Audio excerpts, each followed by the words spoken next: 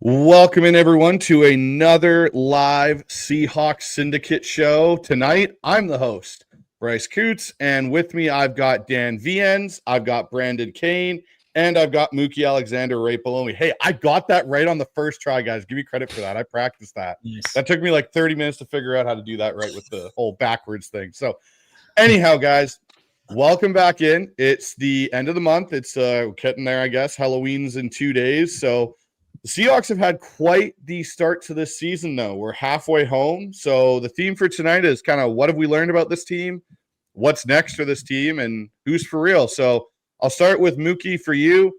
What have you learned about the Seattle Seahawks team through the first half of this season? That this year's 5-2 record feels more real than the 5-2 record from a couple of years back. So this feels like the first year in a good while where I think the Seahawks have earned the record. I know there's a saying, you are what your record says you are, but I think the Seahawks have kind of tested the limits of that rule lately, where like the 2020 season, they were 12-4, but they had the point differential of a 10-16 because they were winning so many close games and against a pretty poor opposition too. And then you would have like the 2019 team that finished a yard away from winning the NFC West title. And yet they were, again, playing everybody close or getting blown out in their losses. And the end result was a point differential that suggests they were pretty fortunate to make the playoffs. Even though the metrics were friendly, they were kind of living on a knife's edge. Well, yes, they're playing a lot of close games this year, but I also think that the 5-2 is very much earned. In other words, they should be closer to 7-2 than say 3-4. I mean, they got the emphatic win over New Orleans, which we have rarely seen over the last few years. I think the Jacksonville win was comfortable enough. And then even the Houston win, despite their best efforts to try and make it a game, was comfortable enough for Houston was down double digits most of that game. And they won by double digits against Pittsburgh.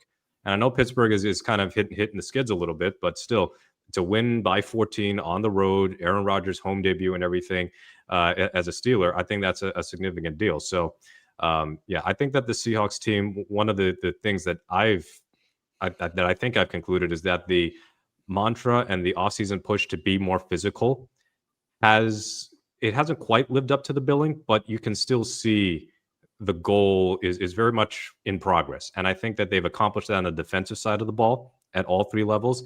And then at the offensive side, they're starting to work on it a little bit more. There's no denying that the offensive line is better. Not saying it's great, but it's much better than what we've seen in years past.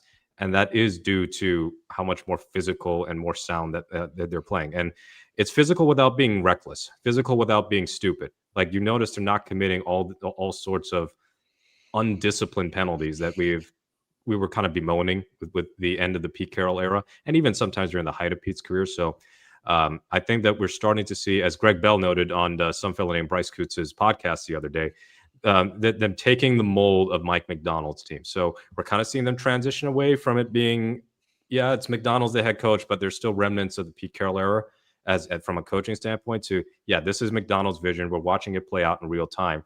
And they haven't played their best ball yet. They're 5-2. And I'd like to think that the best ball is still to come. And the schedule, if I were to tell you Washington would come here 3-5 and pretty much teetering on the brink of being well out of the playoff race, you probably wouldn't believe me back in May. Or that the Minnesota Vikings would regress as hard as they have, and then, of course, deal with quarterback injuries. So suddenly things have changed a bit where the games that looked tougher back in may still be tough when the games actually play out. But those are games now where you look at them and go, Seattle really has no excuse to me to not finish with double-digit wins this year.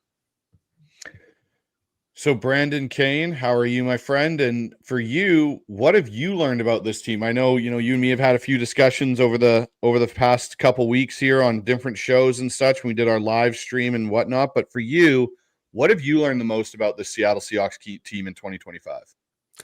I've learned Klint Kubiak is certainly as legitimate as we had, I think, hoped for in his ability to bring the returns he has with a new quarterback without losing the receiver like he did this offseason.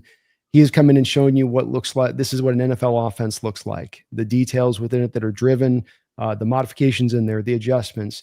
I think that he has done a really good job. Sam Darnold is taking another step to his game. And quite frankly, between him and Geno and some of the Baker stuff that's out there and some of the other quarterbacks that are out there, it has me really actively rethinking this whole quarterback process a little bit from where it's been kind of in a, I'd not call it brain dead, but almost a lazy place of just go draft a guy, just go draft a guy, go draft a guy.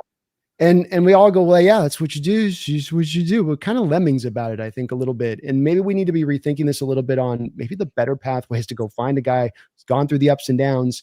And now you're just getting the juicy benefits of where they're at in their career. And you're able to really take advantage of that. That being said, he looks like the man of now and the man of the future for us at the quarterback position. And that is maybe as big and wonderful a thing for us here, both for this year and for the next 2 years, is we're hoping to get into the Super Bowl window, because now it's not just getting by with a game manager who can kind of show you some moments, but a guy that can, I'm not saying put the cape on his back and become a superhero, but certainly can elevate the play of those guys around him. Jaxon Smith is the truth, and maybe the second most talented receiver we've ever had here, only because we had the most freakish, or one of the most freakish ever to walk along the path, but he's right there next to him, just in a different kind of fashion. And he's actually realizing all of his great potential. And the defensively, I think the past 2 weeks has shown you, in my opinion, and we'll maybe have a chance to get into this a little bit about where it was early on this year to where it's gone. The past 2 weeks show you what you need to be defensively in the modern era. And I think Mike, a little bit in this early part of the year, started to want to lean too much in on just staying front four and not many stacked boxes, not many similar pressures. But when he's at his full tilt, when he's in his bag, when he's letting it loose, when he's not playing with a fear-based approach, like we've seen the past couple of weeks, that's what you see his defense can now do to offenses, which is completely disassemble them. So, Dan, you're the final person I'm going to ask this question to. And for you, what have you learned about this team? Like, you've watched this team way back from when they started in 76 to all the way forward now. What is this version of this? I'm taking Dan. Sure. I'm asking Dan because we were on a show earlier and he had to take a shot a little bit at me and my youngness in that regard. But what I'm not taking a shot here. Turnabout fair play, Dan. Ageism is a real thing, and it's we all. But what I wanted to get from you, Dan, is you've seen a lot of renditions of this team, and you've seen a lot of different teams at the halfway point be really successful up to that point in the season and kind of fall off.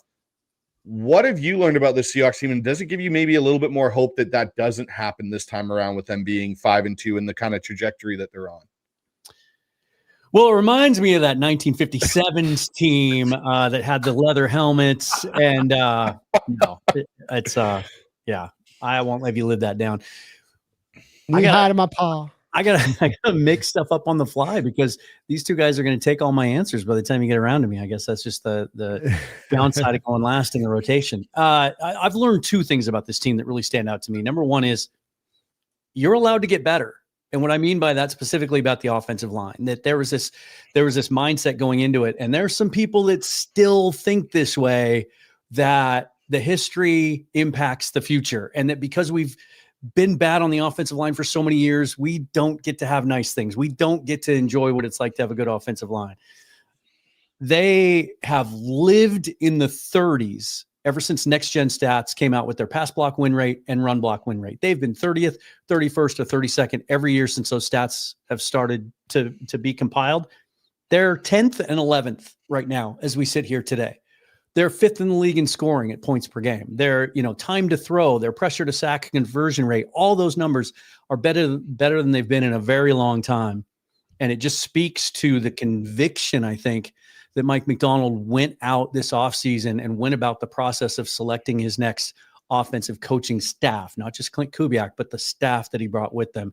And you can see the improvement there. And we all agree that there's one spot on that offensive line that could be upgraded without too much effort. And there's another spot that maybe would be a candidate to be upgraded at some point. And yet they still are able to succeed like that. The other thing that I think we're learning about this team, they deal really well with adversity. In game, when there are moments that kind of have you clinching up a little bit, because in years past, that's when we would let games get away. I'm thinking about the Arizona Thursday night game in particular.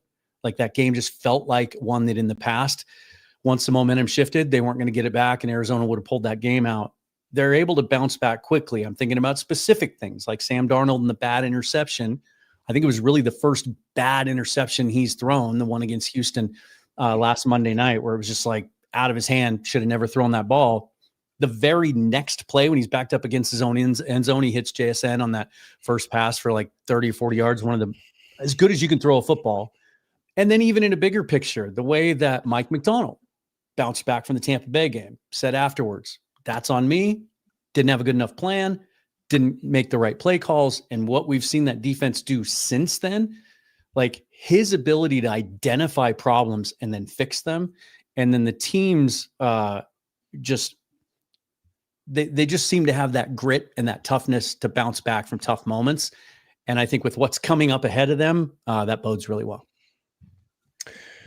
Those are all great points. And guys, for me, like the one thing I've learned about this team is it's so nice, to Brandon's point, to have a competent offensive coordinator that allows you to actually function normally and not get in these situations where we're sitting there going, okay, are we going to have to pull a rabbit out of our, hat to win this football game because we haven't sustained any offense, and asking Mike Macdonald's defense to basically win games. And it's okay to do that from time in and time out, but not as consistently as what we've had Seahawks teams do in the past, because our offense has been such a roller coaster for consistency, and not just in the run game, but in the pass game. So I think the biggest thing I've learned is like having a competent offensive coordinator with a very skilled defensive-minded head coach can bode pretty well for you. So let's kind of transition this, guys, into the state of this team. We talked about it a little bit here with what we've learned, but Dan, I'll start with you, so that way you're not always going last in these segments, so that way you can get your kicks in there first. What single theme for you has defined Seattle's season so far? Is it the identity? Is it the resilience? Or could it be considered some of the inconsistencies with this team through the first 7 weeks? I'm going to steal a word that Stacey Ross used when I asked her a very similar question on the show today that was just posted a couple hours ago. It's balance. It's how, we sit here and we talk about, it's already come up tonight, they haven't put a full game together outside of the New Orleans game. And I think we can all agree that, you take into account the quality of the opponent there. But against a good team, they haven't put it all together. We're still waiting for that. And yet they're like 4th or 5th in the league in point differential. And the farther you get into the season, like the more of an accurate indicator that is about the strength of a team. And they're able to win. It's like the baseball analogy, right? With the starting pitcher, when he doesn't have as good fastball on any given day, he's got a plan B he can go to. They're figuring out a way to win these games and go 5-2 in a very legitimate manner, as Mookie said, without putting it all together. That we are seeing one unit pick up the other, one player pick up the other at times when not everything is functioning as well as you'd like it to. I think that's the thing that impresses me the most about this team and gives me the most confidence that they're going to be in this and they have a legitimate shot to win this division. So Brandon, for you, I'm going to ask you a little bit of a different question here. Has this 5-2 start been more about the talent that's assembled on this roster and it kind of maturing and coming into focus, or is it got to do with the coaching?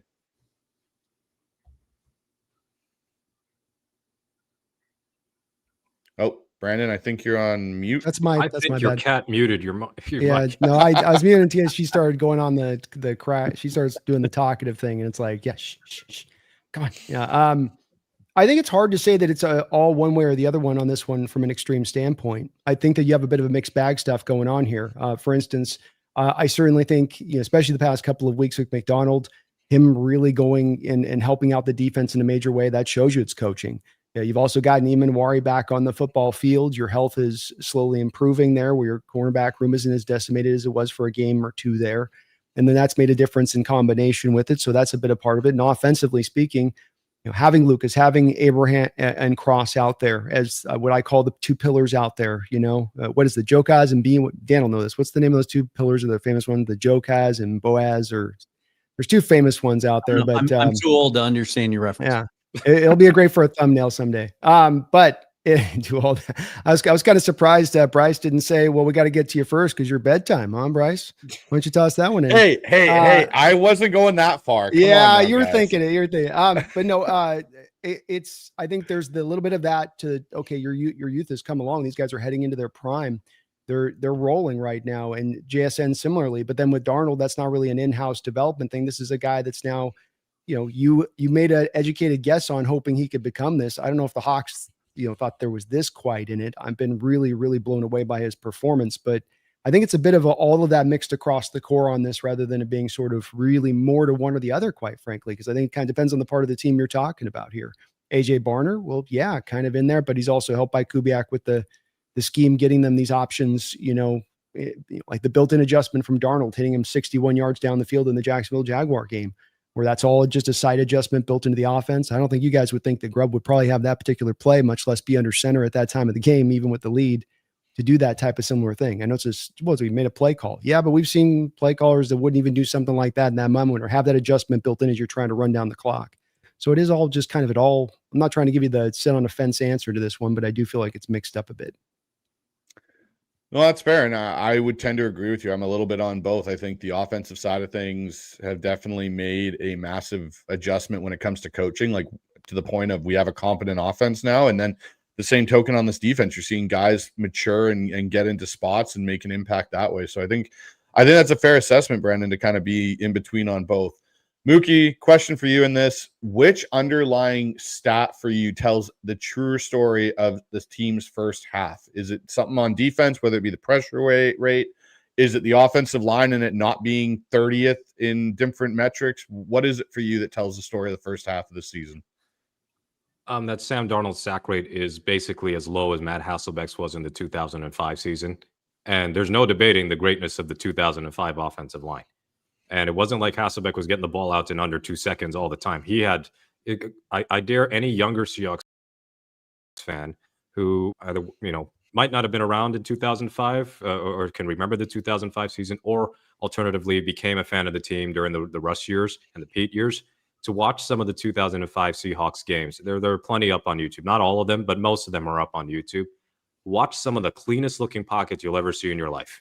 Forget, I know Shaun Alexander, of course, had his MVP season behind that line and behind Max Strong, but Matt Hasselbeck had a very efficient season that year, in part because he was protected really well. And sack rates were higher 20 years ago than they are now, or generally a little bit higher, decades past than they are these days.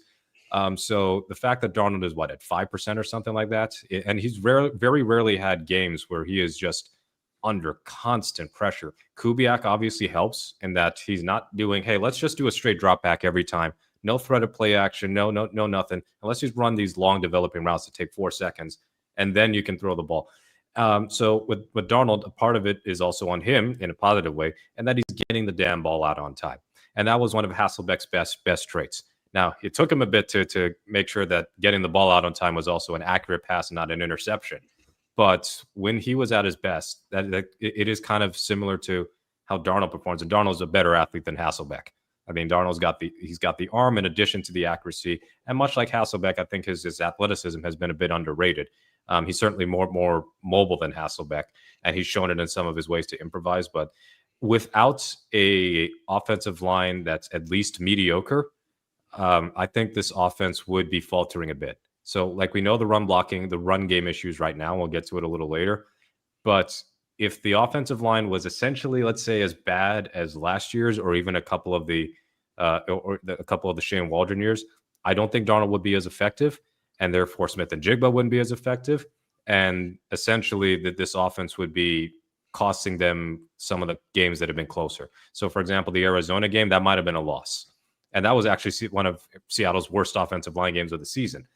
Or I'm trying to think of some of their other close shaves, but even the Houston game, for all we know, that could have been easily a game that goes against them even worse than an 8-point win. It could have been like really going south because that team forced 4 turnovers while getting dominated most of the night. Imagine that offensive line of last year going up against that Houston defensive front. Could have been real trouble for Sam and everybody else. So it just takes some getting used to, right? It's been a long time since we could say, hey, you see the Seahawks quarterback? He's not getting pressure at an exorbitant rate. He's getting the ball out in time. He's not getting sacked 8-9% of his dropbacks. And it's been huge. I think the offense, as well as the defense, has played. One of the question marks, or among the many question marks of the Seahawks season, was, could this offense function? And could the passing offense function? And you better believe that even though it is heavily reliant on Darnold's connection with Smith-Njigba, it is functioning right now. And a lot of that is due to the offensive line not being a total sieve out there. And I also should mention, incidentally, they have not had a different offensive line starting lineup one time this year. Week 1 starting lineup is Cross, Zabel, Sundell, Bradford, and Lucas. And while I'm sure we'll have much to discuss about center and right guard, and especially right guard, there's continuity in season there that we have rarely had. Because don't forget, this time last year, Connor Williams retired. And Abe Lucas was still hurt. So we were seeing Stone Forsythe at right tackle. We were seeing Connor Williams at center and then Oluwatimi. So there was just not that. And then Bradford eventually got hurt and they were doing the Bradford-Haynes rotation. Then Satao Lomé comes in. This is a totally different situation where the offensive line is gelling together in the sense that they're there for every snap. Yeah, you can't argue that. The fact that we've had the continuity this year from the start and the get-go, basically from training camp. Once Olu kind of got injured and Haynes got injured, the competition's kind of ended in those regards at center and right guard, and it's been this starting five all the way through. So it's been good to see. But let's talk about a gentleman on this team that's kind of, I think, for all of us, exceeded expectations of what we were expecting, and that's Jaxon Smith-Njigba. And the pace he's on currently would have him beat Calvin Johnson's record of single season receiving yardage. So Brandon, I'll start with you on this. What's unlocked JSN this season? The condensed splits, because by using the condensed splits, he can play on the outside. I think he can play on the outside period at this point. I think there's a certain amount of, he can get it done there. Do I think if you aligned him out wide as an X 24/7, he would be as good as getting his amount of volume he is in the stack boxes? I'm not so sure. I think it's like Kubiak's kind of onto something with this. I think the teams aren't really used to dealing with it as well. You look at the hyper amount of stack boxes that the Seahawks are facing on this, and I think it's because of their heavy use of both, yes, the two tight ends and the 13 personnel, but then also because these condensed splits too. The combination is kind of forcing these defenses to just kind of go, it's almost kind of just that this is their all answer I'm seeing week in and week out, even for those teams that don't even really stack boxes necessarily. They're all still coming at it that same approach. And I'm kind of going, wow, this is sort of weird, but it's setting up then the opportunity for JSN to get true one-on-ones. It's setting up the opportunity then for them to have a lot of space to work with to the back end of the field for Sam to throw him open in moments, be able to go, I don't have to put this on him tight 15 yards down the field. I can lead him out to this spot right here because I've got all this green grass growing out there and there's no defenders.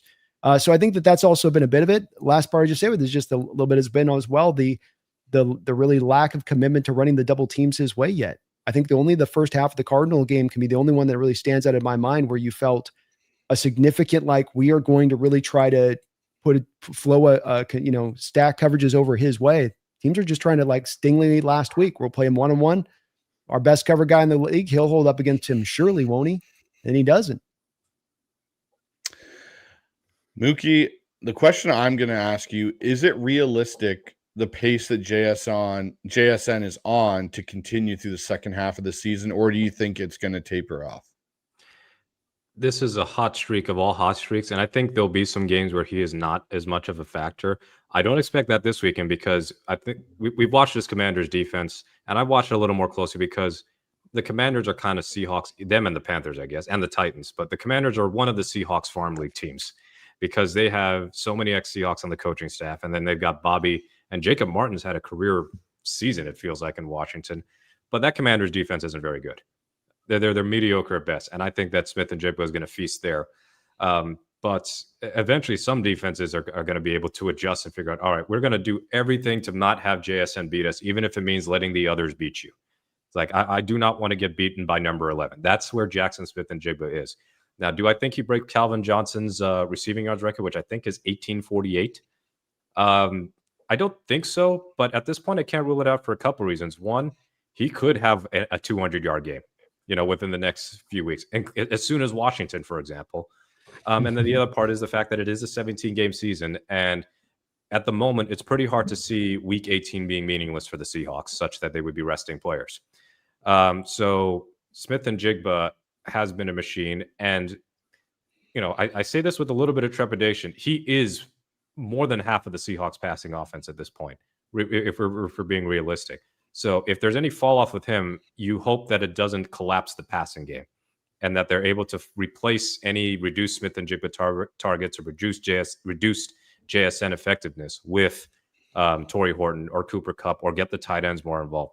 But Smith-Njigba is showing that this whole, this kind of making it like a denigrating remark that, he's just a slot receiver, blah, blah. Well, guess what? He can do both. He is a guy who can kill you on the slot and kill you on the outside. And he is winning one-on-one against some of the best corners in the league, like Derek Stingley Jr. And no, he's not somebody who is a 4-2 burner. He's not Xavier Worthy. He's not one of the absolute fastest guys in the league. But that's not every single top receiver who feasts like this is known to be this incredible burner. It is not always about straight line speed. It is impossible for it to be about straight line speed.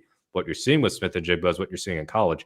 Tremendous footwork, incredible route running, ability to generate yards after the catch, and he's shown fantastic hands. And other than his first year, where keep in mind he had that wrist injury in preseason, his hands have been excellent, and he's able to also show tremendous body control on those throws to the sideline. I think what has been a little bit unexpected is how good a deep threat he has been, because he wasn't really that in college, especially when you have Olave and Wilson on your team. So maybe it was just a case of him being featured less often because they already had two other guys who were just as dangerous down the field as JSN was dangerous in the short and intermediate parts of the field. But he's been getting better. I mean, it is totally normal career progression for him to have 60-something catches in his rookie year where, yeah, it felt like he was being played too close to the line of scrimmage at times under Shane Waldron too. I know we want to beat up on Ryan Grubb, but JSN had a 100-catch season for over 1,000 yards. And Smith-Njigba was having his depth of target increase. This year, he is almost at 1,000 yards already. He could break that 1,000-yard mark this weekend. And he's on pace for 100-something catches and breaking his own receiving yards record, I guess, or shared with Tyler Lockett. And he's basically doing it all. He is showing he is a complete receiver. And yeah, I think that he can rewrite the Seahawks record books. I mean, he has made it a no doubter that he's going to have a long-term extension with Seattle. Like, there's no reason to move on from him anytime soon. And at this trajectory, and we haven't had to say this in forever, the Seahawks at the moment look like they have a Hall of Fame, Pro Football Hall of Fame caliber receiver on their hands. And like a true Seahawk, not Jerry Rice at the end of his career, but like a, fully grown Seahawks Hall of Fame receiver. Haven't had that since Largent. And in fact, Largent's the only Hall of Fame receiver Seattle's ever put in. So yeah. I think that JSN is on that track. I don't think I'm being over the top whatsoever. He is that good and even better than I thought. So Dan, you get the luxury of going last in this segment, and Mookie kind of started to direct my question that I've got for you on this. And by the time JSN's contract's up, so we got another year plus his 5th year option. Is it safe to say, based on what we've seen so far from the first kind of 3 seasons of JSN, or 2.5, if you want to count it that way, that JSN will probably be the most complete receiver Seattle has had in the last 20 years? Oh, of all time. I really believe that. By the time he's done, the Seahawks records are going to be insurmountable. The thing that stands out to me the most about his game that I appreciate so much is so many of the players that we've seen in the past that are known as really good route runners are very exaggerated in their movements. I mean, they're very out loud in the way they run routes. Like it's I'm deking a guy inside and then I'm cutting outside. JSN's like this. Like he's just so nuanced and subtle about his body movements and what he does. And I actually think that makes it harder on these defensive backs, because sometimes it looks like he's not going to vary his route at all. He's just running a go, and then he'll just throw a little slight wrinkle in there. And then, Sam and he are just on the same page to get it done. It's really, really fun to see. One of my favorite things in all of sports, but especially football, because it's such a hard leap to make from college to the pros, is just watching guys blossom before our eyes and watching guys get better each and every year and each and every week. And it just seems like the sky's the limit. It was just a couple of months ago that we were all lamenting the fact that, all these during list season, all these top 10 receiver lists, top 10 fantasy football weapons, top, players that are 25 and under in certain position groups. And JSN just wasn't getting a lot of love yet. Well, now he just took a week off and he still leads the league in receiving yards by 100 yards. I mean, that's remarkable. He's starting to get the love. He's answering all the questions people had about him in the offseason. I think the sky's the limit. And what I will say this, breaking the record's going to be tough. Averaging 117 yards per game like he is, that's going to be tough to keep up with as we play better teams and we play in poor conditions as the season progresses. But can we just show a little bit of love to Michael Thomas? Because I am absolutely blown up. I don't think anyone's ever going to catch 149 balls again. And the fact that he did it when there were 16 games still in the season, was before they added that other game on. You look at the pace that JSN's on right now, he'd finished with 121 catches for 1,989 yards, which would be the record, and 10 touchdowns. Thomas caught 149 balls in 2019. Just a tip of the cap to him. That's just, it doesn't seem right. Made his foot almost fall off, though. Yeah, that's true. He did almost have his foot fall off. He paid for it. Yeah. And let's look again. What school did he come out of again? I'm trying to remember. What school is that again? Wide receiver I wonder wide receiver if you ask Michael Thomas, like, if I could go back and make that an 80 catch year, but you'd still be playing and be a productive player today, would you trade it? Like, he paid the price for that year for sure. He definitely did. And so obviously we've kind of figured out this passing offense is kind of the driving force of this offense currently. So guys, let's touch on this run game and Kubiak's offense, because we know what the whole premise of this offense was, or what we were kind of sold in the offseason was this was going to be a run attack offense. We're going to run outside zone. We're going to be, to Mookie's point, physical, and we're going to run it. And they've kind of lived up to that in the sense of we are running the ball at one of the highest rates in the NFL. Almost 50% of our offense is the run game, but we're not necessarily seeing the returns. So Dan, I'll start with you on this. What has impressed you most about Kubiak's play calling so far, and what still frustrates you? I think what's impressed me is, first of all, just the commitment to the scheme and not varying from it. But the bigger part of that, I think, is just the unpredictability of it. All the things that we were promised by him are similar things to what we were promised by Shane Waldron and Ryan Grubb, and everything's going to look the same, but it's going to be different. We're going to run the same play out of different formations, different plays out of the same formations. We didn't actually get to see that come to fruition, but with Kubiak, it's true. And I just love how just when you think he's abandoned a certain aspect of the offense, he'll go back to it.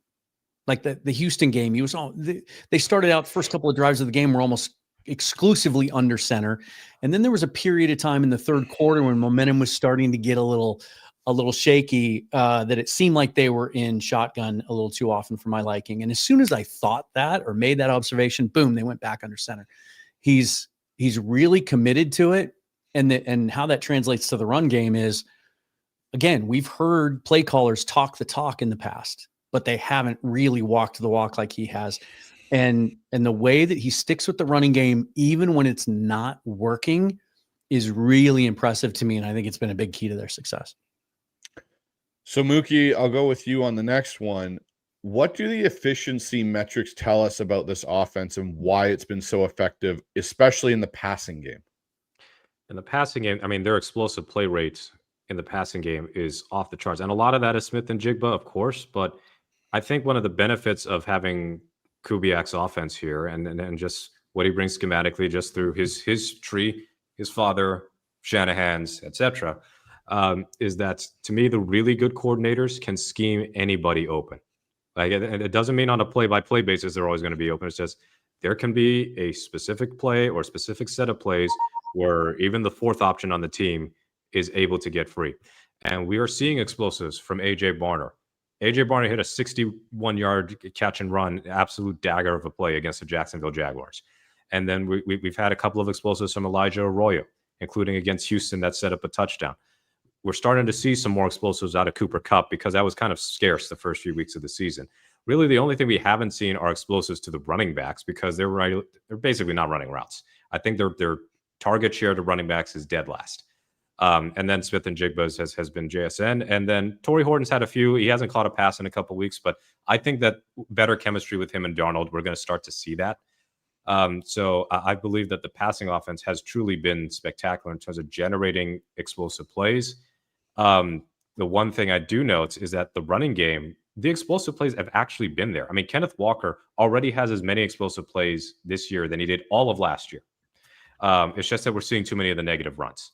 And that part has been an issue for several seasons now. But when you think about the offense in totality, there are some issues. Like they're 13th in EPA per play. They're 13th in points per drive. So they're not lighting the world on fire. Their DVOA is really good. In fact, it's great for the passing offense. They're second And you know who's first, as we all expected, Daniel Jones and the Indianapolis Colts. Run game, different story. But they're able to, or at least Kubiak is able to pull levers to make the offense work when some other things that they intended to do haven't been working. So like the run game hasn't been consistently working, but they're still doing play action. Last year, I mean, basically run game wasn't working. They never married the play action to the run game. And I've stumbled upon another big point. It clearly looks like they are marrying the play action to the run game in a way that is miles more effective than Ryan Grubb ever did.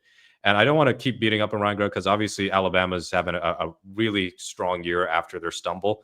But this is just a fundamental difference between somebody with deep NFL experience at Klint Kubiak and somebody who is a great college offensive coordinator but doesn't understand or doesn't seem to understand yet the nuances of NFL scheming and everything. But yes, this offense is still a work in progress, but I think that they could be due for some breakouts after this bye week. And I think there will be some time off. Well, they've had the time off and we'll be ramping some things up and figuring out what works and what doesn't work.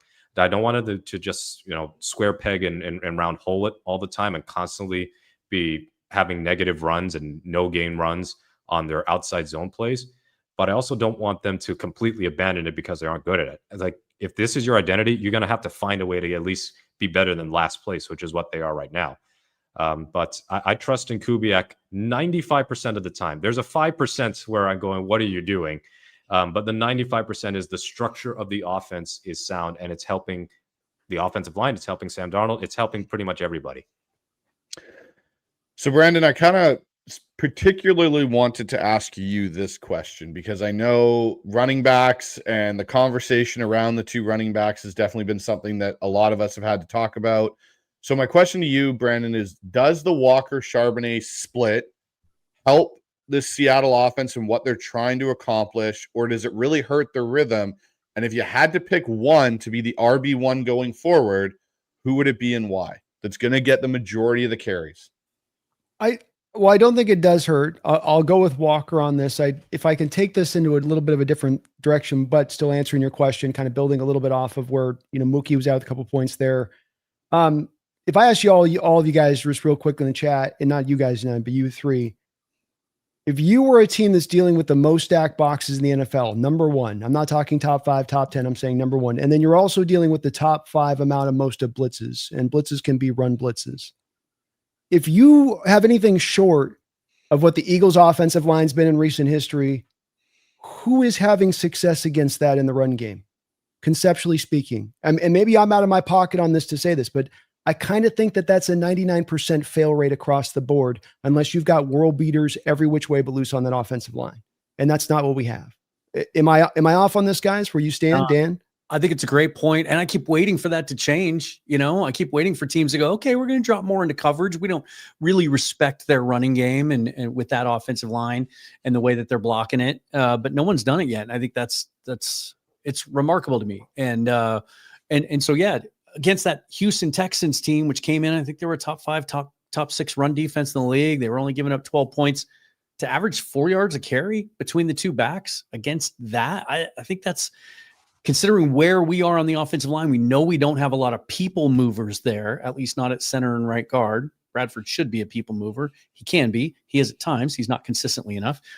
I kind of think that it is what it is, and that you have to just live with that. At some point, some team is going to try, hey, let's play more cover, and the Seahawks have to be ready to pounce on that opportunity to run the football. And that's I just think that what you're seeing here is this drawn to an extreme, which counter is this and this. And the counter of that is, yes, stay committed to the run game, try, but also don't break their backs over it when you look and you see some weird looking stats to that side of it, because this stuff is so an extreme in the combination to the other side of that. And that as long as you can look at your quarterback play, for instance, and see them playing like the most efficient in the sport, as long as you can look at your outside wide receivers and get the job done, I'd even overlook past the tight ends and running backs on this, because what happens when you're going to deal with that top 5 blitz rate as well? You got to slide into max protection. So why aren't we getting more to running backs? Why aren't we getting more to tight ends? Well, they've got a pass block a lot of the time. So they're out not running routes, but that's also Kubiak being smart and anticipating that blitz that he's seeing at a high level to make sure he's got those guys neutralized so that his one-on-ones in that back end, a la the Steeler game against Jalen Ramsey, when you take the top off the defense with JSN to the front of the field, no safety help in the middle of the field there. Nobody was home. And that's you, but you were also able to block it up enough to deal with that blitz you were dealing with on the play. And so I think this is one where the second that, like Dan just said, the second that stuff starts to go, it's just that to and fro. They pull this back a little bit. You watch. This thing goes for 3 weeks where we average middle of the road or 20th in stack box rate and about that in blitzing. Oh, watch how suddenly both running backs are going to be very dynamic again. Watch how both running backs are going to find effectiveness. So here's something I wanted to ask you guys kind of about this, because that I totally 100% agree with you. And as a coach myself, like, unless you have, to your point, Brandon, a all-star offensive line, like top of the line, that can handle those stacked boxes plus the tight ends, you're not going to run the ball at a successful rate. But to the point of like what Dan said about like waiting out and get more into the coverage and that, do you think part of it is because Klint Kubiak is who he is and the tree he comes from, and teams know how successful this run game is, even though we're not having the success, but that's why they are not bailing out of the stacked boxes, because they're going to the point, Brandon, like you said, like if we do pull back and we do start bailing, this offense has got such a dynamic and well-coached run game. We're going to have problems with it the minute we pull that lever of, hey, we're going to drop back. We're going to cover JSN more. We're going to stay in this too high look more instead of bringing that safety down. And we're going to get into those. Do you think part of it is Klint Kubiak and who he is by nature and who he's associated with? Yeah, it says, like as Mookie and Dan have talked about with the commitment to the running game that we've seen here, the true commitment, it's those two things. Yes, it's the front side thing you talked about of reputation, where everybody knows a Kubiak offense is going to run the ball, and that's the first thing you need to take away. But I think the second part of it has been that it would be very easy when you're facing this many stack boxes and blitzes to go everything in a pass city. I was talking to a Raider fan today who said he was lamenting, and he's like, so we got the first 15 plays of the game, and he scripts up one run in the first 15 with no Brock Bowers and no Jacoby Myers. Make it make sense. And I'm like, Chip Kelly, spread concept. That's what you get. Those old like inclinations die hard. Just can't stop himself. And so it's very easy, I think, to slide into that. Oh well, we're getting these. What am I can't run into a brick wall, coach. What do you want me to do? I got to throw. But instead, he's staying with the running game into it. He's still going, yeah. Keep chipping away. They'll eventually, I get them. This is how, maybe I'm just looking on the bright side, but I go, he's thinking, yeah, we keep chipping away. I can go to the pass whenever I want because you guys are doing this crazy stuff. But the reputation is definitely a big part of this. That is, you come with that. They know you want to run. And I'm kind of surprised, to be honest with you. Maybe I wonder if you guys feel the same on how much they've gone, though, this extreme with it. I did not expect any team to come in and counter us. And maybe it's the condensed splits with this high of a stack box rate, because it's not like we've run the ball particularly well in recent seasons. So it is almost a bit on the back of reputationally, or how much you've just been committed by the numbers with your, 50-50-ish kind of approach to it. It's almost the flip of last year, because last year Geno was getting blitzed at a high rate to start the season. And then as the weeks progressed, he got blitzed a lot less. And they were just it was a two-part thing. One, that O-line couldn't handle 4 people. Could barely handle 3. Honestly, would struggle with 2. And then the other part was Seattle just didn't have the scheme really to effectively counter 4-man rushes, and teams could play coverage comfortably because the concepts are pretty much junk. It wasn't like they lacked vertical options when DK was still on the team, and then JSN has proven himself to be a vertical option. This year, we are seeing them, not only they're facing a high stack box rate, they're facing a high stack box rate, whether they're running outside or inside. It basically doesn't matter. And then forget it when it doesn't even matter down in distance at this point. I'm kind of wondering if opposing coordinators aren't really respecting Sam Darnold and this passing game as much. Like they think this is like just some sort of hot streak, then it's going to, basically peter out. But they can do that at their own discretion, because the way that Darnold is playing, I mean, I'll gladly take them continuing to just stack the box, and then you're going to have JSN one-on-one against pretty much any corner in the league. I'll take that. Or he's going to slice up zone coverages, play action. All right, here comes the boot. We're going to move Darnold away, and here's this wide open tight end underneath, and he's going to get yards after catch. So, yeah, it'll be interesting to see how the second half of the season goes as far as the stack box rates and what wrinkles they make as far as the adjustments in the run game. And then one other point with Charbonnet and Walker, I think they got to have to figure out how to use Charbonnet more effectively. more than Walker. Charbonnet on the outside that's not the way to go. He's barely, I think Greg Bell said it, he's not even averaging 2 a carry running into the outside, which is fullback territory. Whereas Walker has been more effective running outside, but he's also somebody who can eat inside. I think his most explosive run was running between right guard and right tackle, or between center and right guard against Houston. So, there's still a lot to do with this running game, but there's a big difference for defenses not respecting the run game because they know you're not good at running the ball, and not respecting the run game because we don't think you're going to even run the ball. And that was a big thing last year. Teams didn't bite on play action, and they didn't bite on all certain plays because they said, look at the run pass split. Look at the way that they're operating every week and how quickly that Ryan Grubb abandons the run. What does that mean? We are not going to respect your play action. We don't think you're going to run the ball, so forget play action. So this is a lot different. And why the play action still works for Seattle is that you don't have to run it well. And this has been a long debated thing. You don't necessarily have to be a great running team to be dangerous at play action. And we're kind of seeing it with the Seahawks right now. And just to tie a bow on all of that and kind of bring it full circle, it goes back to what I was saying earlier about how impressive it is that Kubiak is so determined to stick to the plan, regardless of game script, or he's not overthinking it. Because if we think back to week 1, and we were all just mystified at the play calling there, we had the great drive early that sort of fulfilled every promise that we were given in the offseason of what the offense was going to look like. And then he scrapped it all and went, a lot more shotgun the rest of the way. It felt like now that we have more data and our eyes have seen it more, I think he overthought week 1. He thought, this is what the Niners are going to do against us. They're going to stack the box because we've been talking about running it. So we're going to zig when they think we're going to zag, and we're going to try and throw it. Since then, Mike McDonald talked about it again today. They're finding out what they're good at, and it's what they used a lot of the self-scouting portion of the bye week for. And we're going to lean into that and then try to fix some of the stuff we're not very good at.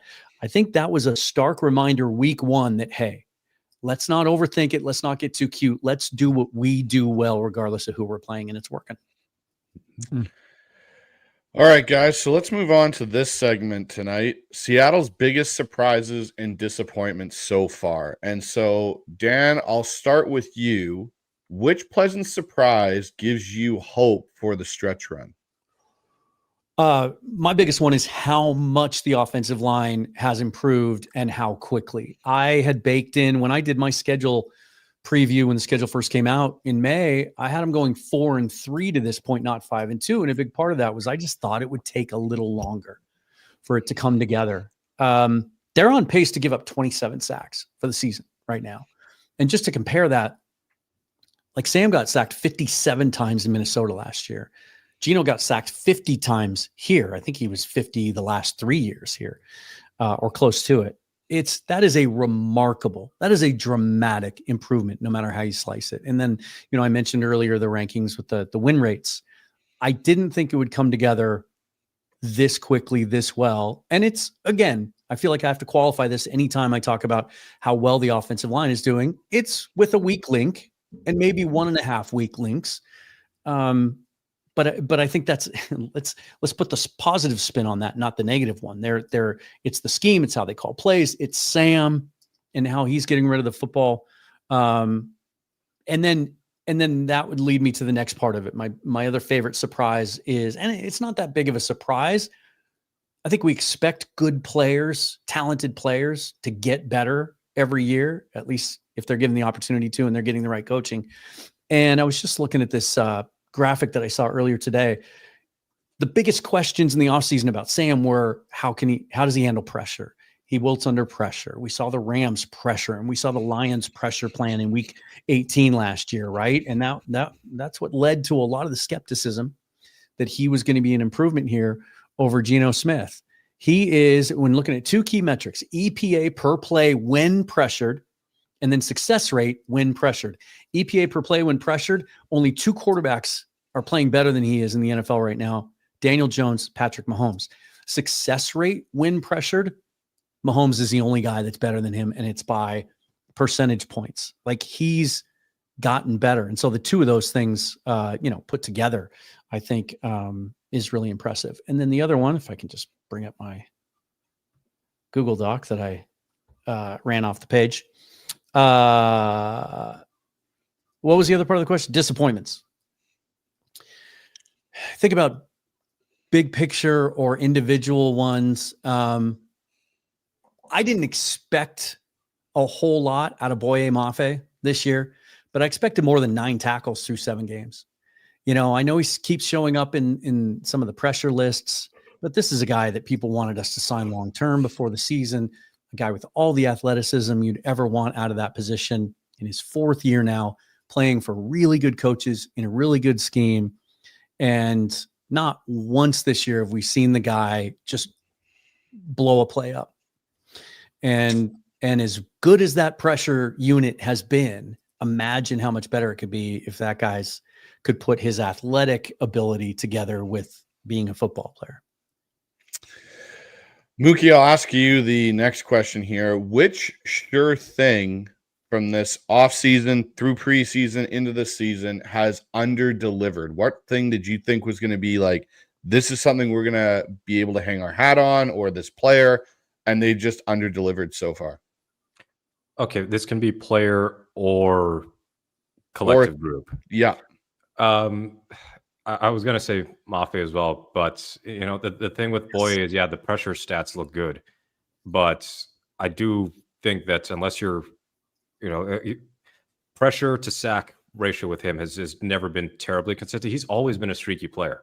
I mean, he was start out red hot last year, and then he got injured, and then he had like 2 sacks the rest of the season after the last 9-10 games, and then he had that streak there. I think he might have tied or broken the franchise record for consecutive games with a sack in 2023. We thought, all right, this is a good year 2 leap.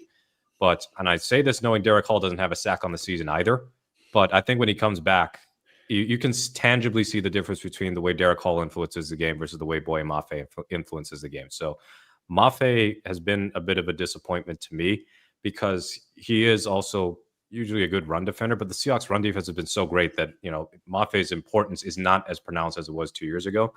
But I tell you this, what has offset the disappointment of Boye Mafe not having a breakout year in your contract year is the resurrection of Uchenna Nwosu. Because I bet you if I interviewed any knowledgeable Seahawks fan on the street right now and told them at the bye week or asked them at the bye week, who is the team leader in sacks? I don't think many of them would have said Uchenna Nwosu. And I also don't think many of them would have predicted that at the start of the season, that he'd lead the team in sacks. And it's not an insignificant number. He's at 5 right now. He should have 5 with a safety. I don't care about that forward progress rule. That's a safety. Yeah. But it's been big because I think the fan base, or at least a select bunch of kind of, you know, annoying people online, have been getting on Uchenna for, oh, he's always injured and this and that. Well, the first few years of his career, dating back to when he was with the Chargers, he wasn't getting injured a lot. Injuries happen, and he just picked up a horrible set of injuries. I think a torn bicep, or was it torn pec? I think it was torn pec in 2023. Yep. And then 2024, Wyatt Teller, future Seahawk, probably not, but Wyatt Teller chop blocks him, and he sprains his MCL, and then he comes back, and then he hurts his quad. So he's gone through all that, gone through other surgeries this offseason because I think he had a shoulder issue too. And he has been fantastic once he got into the rhythm of the game after, you know, getting his legs back under him for the first few games of the season. So, yeah, the disappointment has been Mafe, but where there's been disappointment, I think for a lot of players individually, there has been an opportunity for somebody to impress. And that includes, like, my other answer would have been Tyrese Knight. Like, I don't know what his health situation is, and I'm not talking necessarily about his injury, but that other health medical sounding thing that they were talking about, he's just not been sharp this year. And for McDonald to go from splitting snaps between him and Drake Thomas to Drake Thomas, you're a guy for all the snaps, that's a big deal. And Drake Thomas, I'm not going to proclaim him to be like the next KJ Wright or anything, but he's been a net positive. So again, we've seen some guys underperform, but also some guys overperform to create that balancing part. It's a lot different if guys or key players are underperforming and nobody else is stepping up. That's a difference right there between 5-2 and 3-4, 2-5. All right, Brandon, you're the last one to get to answer in this one. And so for me, it's going to be pretty simple. Who's your biggest surprise so far, and who's your biggest disappointment? Yeah, the biggest, I think, disappointment. I mean, I'm gonna go a little on the back of Dan to a degree with this, but I want to kind of add an assembly. If we if we had one of, to me, Hall, Mafe, or Woolen, who was able to round himself into a true difference maker this year, imagine what this defense would look like. And I think a lot of people are very a little bit more accommodating to Derek Hall than they are to Mafe. Understandable, maybe because of the fact that you're younger and that people are seeing things a little bit different than sometimes I'm seeing on tape. Because I think both of them are far too quiet for what I'm hoping they can become for second round picks. And so I find myself just there going, man, I really had more higher hopes that one of those, maybe not both, but one of these kind of three, something can really come forward with as far as consistency and impact and effect. But like Mookie mentioned, Uchenna's got the most sacks on this team. Uchenna wasn't healthy to start this season. He wasn't playing every game. That's kind of telling to me. DeMarcus Lawrence has been your second most effective pass rusher. That's kind of telling to me. So I'm a little bit disappointed those guys. I'm not out on them, but it's also why I'm a little bit more willing, unlike some Hawk fans right now, the trade deadline, to be open to the edge. I don't think it's just taken care of.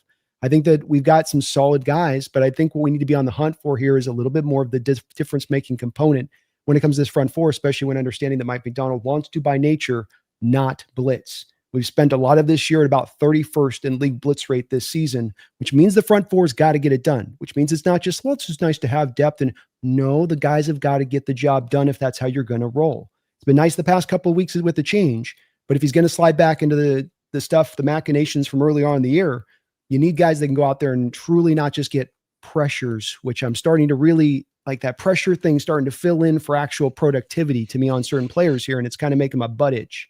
As far as surprises go, I'm telling you, man, you got no sacks in your effective pass rusher. I'm like, how's that work? How's that work? But as far as surprises or really cool things, I think anybody told me at the start of the year that Jaxon Smith-Njigba was going to be playing 80% of his snaps on the outside and be on pace to light up Calvin Johnson's yardage record while you're in a Klint Kubiak offense. I think you might have made my brain roll out of my skull if I had heard somebody try to sell me on that one. That was not on the bingo card. Mm-hmm. So I'll give you my biggest surprise this far, guys, this season, and that's been Josh Jobe. We are legitimately having the discussion that Josh Jobe is basically corner two, and if Witherspoon's back this Sunday versus the the Commanders, when I talked with Greg Brell and even Corbin Smith, there were from both of them, they're like, there's no guarantee when they go into any of their nickel looks that Reek Woolen's walking on the field as the third corner. It might be a situation where Nick Eamon-Worry just stays in nickel and Spoon stays outside, and the only time you'll see Reek on there is if they go to a dime package where Eamon-Worry slides in at weak side linebacker and then Spoon moves in nickel that you bring Reek on the field. But how often do they go to that? Like, there's a real conversation that Josh Jobe is your number two corner now outside of Witherspoon when he gets back. That probably is my biggest surprise. I didn't have that on my bingo card. Like, I was thinking, okay, Josh Jobe's going to be a good third corner. He'll rotate in when we go into nickel. He's going to be fine there. And he has played very, very well this season for us. Yeah, are you guys sitting Woolen? Are you guys all on board with that, by the way?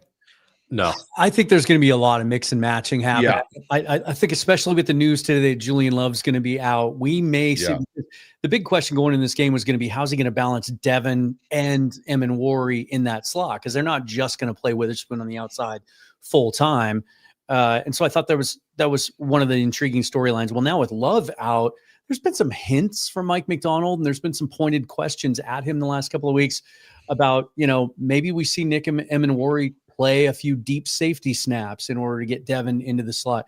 Because here's the thing, I still think for this team to get to where we want them to go this year, Reek Woolen needs to be on this roster.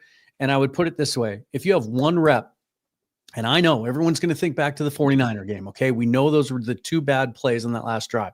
But if you have one rep against a good receiver in man coverage to win a game right now, would you rather Reek be on the guy or Josh Jobe? For me, it's Reek all day. Yeah, the physical aspect of Woolen just being a tall corner with go-go gadget arms. I think about the Witherspoon touchdown that he gave up, or the Marvin Harrison Jr. touchdown that Witherspoon gave up against Arizona. Devin Witherspoon's an outstanding player. That was great coverage. Mm-hmm. Devin Witherspoon is not 6'4". Marvin Harrison Jr. pretty much is. So Woolen, same situation. If he had made the exact same body movements as Witherspoon, he's either ending up with a pick or a PBU. So the cornerback situation for Seattle gets a little dicier in terms of size if you move on from Woolen. Now, snap reallocation, which does not mean benching Woolen, it just means reducing his snaps and having so many. It's like the Joker. Where does he get all these toys? So that's how I feel McDonald views the secondary room when healthy. And unfortunately, the Julian Love news is a bummer. But that's how I see it with Woolen. Doesn't make sense to trade him unless you get a high-end cornerback. I mean, if you get a high-end corner or a good starting caliber corner in return, then it really isn't worth it to get him off the roster. I mean, just deal with if you want to let him walk in free agency, fine. And then just be careful about the 2027 comp pick if you're thinking so much about the comp pick when it comes to the following free agency. But before we move on, I just want to know if I could give a collective surprise for a group, the special teams. Because while Myers is kind of scaring me because he's sub 80% on the year with field goals, the coverage units have been great. The return game has been outstanding. And it sucks that Derek Young is having this injury, because Derek has really carved out a niche for himself as a kick returner. As I tweeted a couple of weeks ago, he was briefly leading the league in kick return yard average. Don't think that's happening now, but I mean, George Holani looks good. I'm curious to see who replaces Derek while he's out. But yeah, there's a special teams unit. Jay Harbaugh, you are off the hook for now because of the improvements of the special teams unit. We are so long gone from the LaVisca Chanel, D. Williams, Smothers Brothers comedy hour of just total mishaps happening. Yeah, no, that's a fair point. The special teams unit definitely has been a pleasant surprise this season. But let's talk about our rest of our division here, guys, because only one team played this past weekend, but the division as a whole up to this midseason point. Brandon, I'll start with you. Do the Seahawks have the physicality to beat the Los Angeles Rams and take ownership of the division this year? Yeah, I think that they have the goods. I think they absolutely do. I think that to the point of your question, and the heart of it to me is not really about, well, the run game's got to get going for us to get to, I don't know. Well, if we got, like to my earlier point, if we still face stack box the rest of the schedule, do I feel that way? I don't know if I do. I think that what I really have standing out here from my perspective on this is that you're a good team. Mookie talked about earning this record versus last year where you didn't feel like you earned this record. He's right. It's definitely one where you feel like you've gotten this one and you deserve it. With that said, this team over the past couple of years, when it's kind of had a true test, and I don't know if Jacksonville's a true test. I don't know if the Texans are a true test. I don't know if the Steelers are a real true test when everything's all said and done. What is this team going to look like up against a true test? And the Rams are that. And unfortunately, we might have to wait to get to that game before we actually get even somewhat of a close answer, because, the Niners, Buccaneers took you down at home. Those are 2 games. 2 games don't make a season. But to my point on this, I think you guys would agree, you just haven't stood up to those tests and shown, hey, I can do it. It's almost like if you can just show me you do it the one time and you're not eking something out, but we took it to that really quality team, top to bottom, that they've been in the playoffs, that we right there and we're ready to take that next step forward. I know it's kind of an odd thing, but that's that thing I'm looking for my final step. So Dan, I'll go to you on this one. What must they do to overtake the Rams? Because I look at the 49ers right now, and I know people still want to include them in this conversation, but I think the 49ers slowly are going to find themselves falling out of this race a little bit. So for you, what must the Seahawks do to overtake the Rams? What's the key? Got to defend the dig. I mean, that middle of the field that Stafford is so good at and better at than just about every other quarterback that's playing in this league. And, we were introduced to that. If there was ever any doubt that's his favorite thing to do, it was 2 years ago on opening day at Lumen Field in Puka Nakua's debut. Like, they just killed us with that play. And that's where we've been vulnerable against them over the last couple of years, middle of the field where Stafford likes to live. And the first thought that I had when Amenwari made that great break on the ball to knock that ball away on Monday night against the Texans in his deep zone was, that's what's been missing. Like, that player in the middle of the field that can get those deep drops, but has the athleticism to break on a ball and make a play like that against the Rams. That's what's been missing. And I desperately hope that by the time we get there, that Devin and Amenwari are both healthy and that they've figured out how that that snap share is going to work. Would love to have Julian Love too. And I know there was some talk today about injured reserve is under consideration. I have to think a big part of that decision-making process for them will be if there's any shot that he can play week 11 against the Rams and be close to 100%, then let's hold off on injured reserve. We don't need the roster spot. That game is that important because just to piggyback off what the other couple of guys have said, like they got to beat the Rams. That's what they have to do to win this division. And it has to be, they have to at least split the next two games, the 2 games remaining against them. And it feels like week 11 is more important because if you don't get that game, even if you're 7-3 after that game, the narrative's going to be, yeah, but they still can't beat the Rams, can't beat McVay. And then you got to wait till week 16 to get another shot at that at home. I was talking to Stacey about it today. I mean, we're all optimistic here. I think the matchups look favorable. They have an opportunity to go into that game at 7-2. I think if they do that, it's going to be one of the most important, one of the biggest regular season games we've seen here in several years. That cannot be overstated how important that matchup will be. Well, and to the point about this first matchup that we've got with the Rams, the second one is going to be on a short week coming off a game against the Indianapolis Colts. Well, that's not good. They play the Lions, so they play the Lions Sunday too, and we're at least coming off a home game, so they have just as tough of a task. But yeah, to your point, for sure. So, Mookie, last one for you here. What's Seattle's biggest actual advantage in the division right now in your mind?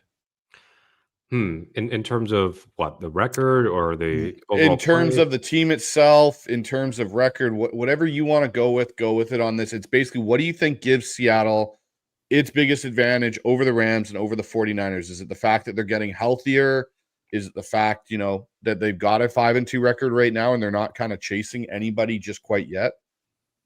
Yeah, I think that they're getting healthier in key areas now. Not everywhere, because we know what's happened with Julian Love and the setback, and it kind of makes me really want to relitigate what happened with that Arizona game for both Spoon and Love to immediately get re-injured. But we'll leave that aside. That you're getting Witherspoon back, huge. You're getting Derek Hall back, also huge, because then you're going to keep rotating Hall and you're going to have Hall and Lawrence and Mafe and Cheney. So you're going to have your full complement of guys who are going to be on the outside, in addition to the fact that Big Cat, Byron Murphy, and Jaron Reed have been wrecking shop in the interior. So you got your defensive front all set, such that's not really going to be a lot of opportunities for guys like Brandon Peely, who have been able to contribute effectively.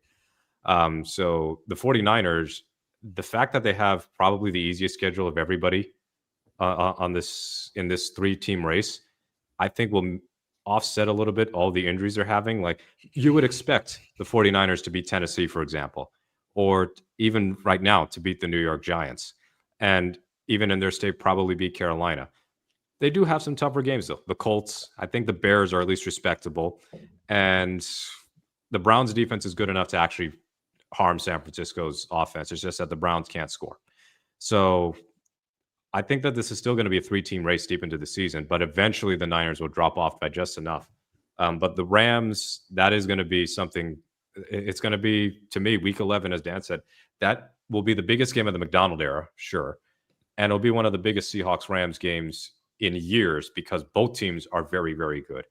And the Rams, I think, made a pretty smart move in trading for Roger McCreary, because as good as their defense has been, cornerback is a little bit of a question mark for them. And Emmanuel Forbes, being a 110-pound corner, really not going to work later on in the season, or really at any point in the season, against more physical receivers. So, yeah, I think that Seattle's health is going to be the big determining factor. And, of course, how can I forget? Robbie Oots is back. And I know that statistically, Oots is not, when Oots is in the game, the running game is not demonstrably better. But with a greater sample size and a greater way to use him, that running game could get going again, because Robbie Oots is an actual fullback and Brady Russell really is not. He's a tweener, essentially. He is sort of fullback and he's sort of tight end. Robbie Oots is just a big fullback. And I think it has hamstrung in a way what Kubiak wants to run in terms of the running game. But I can't wait for week 11. And I always use this stat, at least in the Pete Carroll era. Every time the Seahawks won the NFC West, they did it by clinching at home against the Rams. And they played the Rams in their home finale, week 16, Thursday night. So if Mike wants to continue a great tradition, it's a good pull. that would be amazing. It's just that we didn't think that the Colts game would be much tougher, potentially tougher than the Rams one. Not in a million years did I think that was going to happen. One thing you mentioned too on the McCreary thing, us grabbing Darian Kendrick because McCreary's going to come in there and play slot more than anything else. So us taking Kendrick forces the Rams down the line to have to make a trade for McCreary. Schneider with some 4D level chess stuff, boys. Yeah, he's kind of the forgotten man, Kendrick, because he made a couple of nice plays. But now that guys are back in the cornerback position, unless they trade Reek, like Kendrick is just chilling, but he's been serviceable depth as a slot guy as opposed to outside where he's been more of a liability at least when he was with the Rams. So the cornerback depth I can relax a little bit more now that Spoon is back. All right, gentlemen. Well, let's move on to a topic I think most people want to hear our opinions on, and that's this trade deadline that's looming. It's coming up. You know, we've heard some interesting things. Jordan Schultz put out a report today that Seattle is in the market or looking to acquire an offensive lineman to add to this group. For you guys, and I'll start with Mookie, with you on this one. What do you think is the number one position group of priority for Seattle if they are to add somebody at the trade deadline? I'm torn here because if they find a good enough edge, I wouldn't hesitate to trade Mafe at this point. So I think that they need a standout edge, kind of like the Dunlap trade a few years ago, where Dunlap made the difference from having 0 pass rush to having a pass rush. So this is not the same situation, but if they can have a Dunlap-esque trade, I think that would be great. There's a part of me that wants Seattle to have another receiver.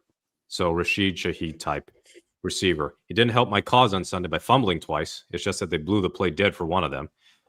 But I think they could use another receiver, especially with Horton not being as involved in the offense lately. But here's one thing to consider about adding any wide receiver right now. Who are you getting rid of? Now, if Derek could go on IR, so that might resolve itself. But if Derek doesn't go on IR, or he eventually comes back in 4 weeks, who are you getting rid of? Because they're probably not going to roster 6 receivers. I don't think that Jake Bobo is an absolute lock to stay on this roster throughout the rest of the season because he is playing a lot less throughout this season compared to seasons past. Part of that is because they're not running 11 personnel nearly as much.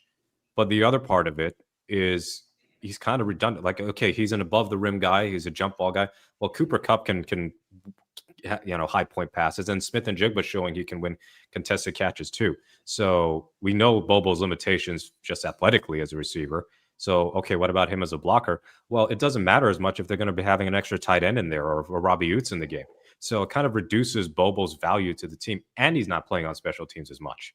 So if they're going to add a receiver, I actually think that Bobo could be in jeopardy. But ultimately, and this is going to be the most long shot, right guard. I'm trying to be nice. I've been trying to be patient with Anthony Bradford. Like, hey, maybe he and we were all at camp thinking, man, he looks better. And in that preseason game against the Chiefs, he looks better. Well, then the actual games happened, and it's not like he's losing every snap, but just like quarterbacks have quote turnover-worthy plays, Anthony Bradford is having like the equivalent of turnover-worthy plays. That Texans game was so bad. And I mean, he was doing a great job blocking Jalen Sandell, just not doing a great enough job blocking Texans players. So it feels like if it's not working with this coaching staff, they're going to have to think more long-term about who should be the starting right guard. But again, the other aspect of do you want to trade for a right guard is, are you trading Bradford? Are you cutting him? What are you doing with Christian Haynes, who's now back or coming back from injured reserve pretty soon and was a full participant today? So I would, what's his name?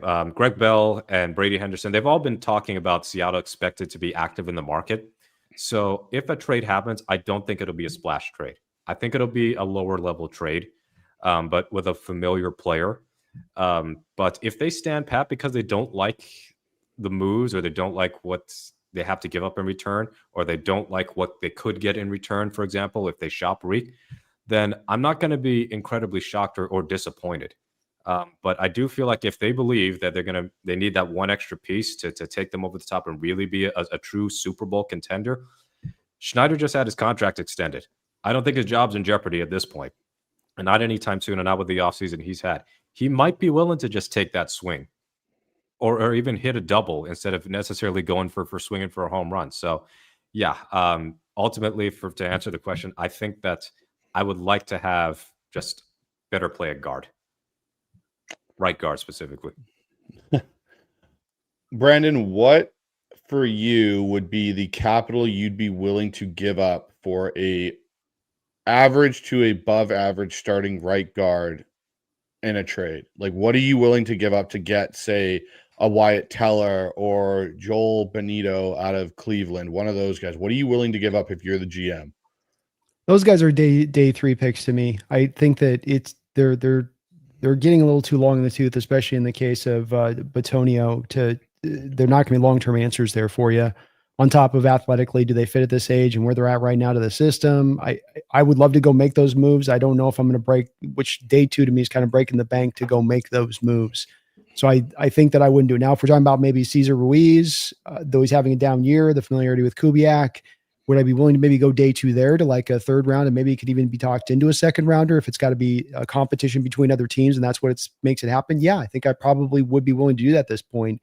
Same for Jackson Powers Johnson. Maybe you can come back to the Raiders and say, look, you're not actually giving up now that 2nd round pick and getting less back in return. We'll give you tit for tat. We'll give you the 2nd round pick. We're getting a guy now that now we know can play some guard, at least functional NFL level, but then your long-term answer at center as well. So if there's those type of aggressive moves to make, you better believe I'm willing to go and make them at that point. But I'm still on board too with being willing to go get the different, if a Crosby guy's on the market and you're able to go get that.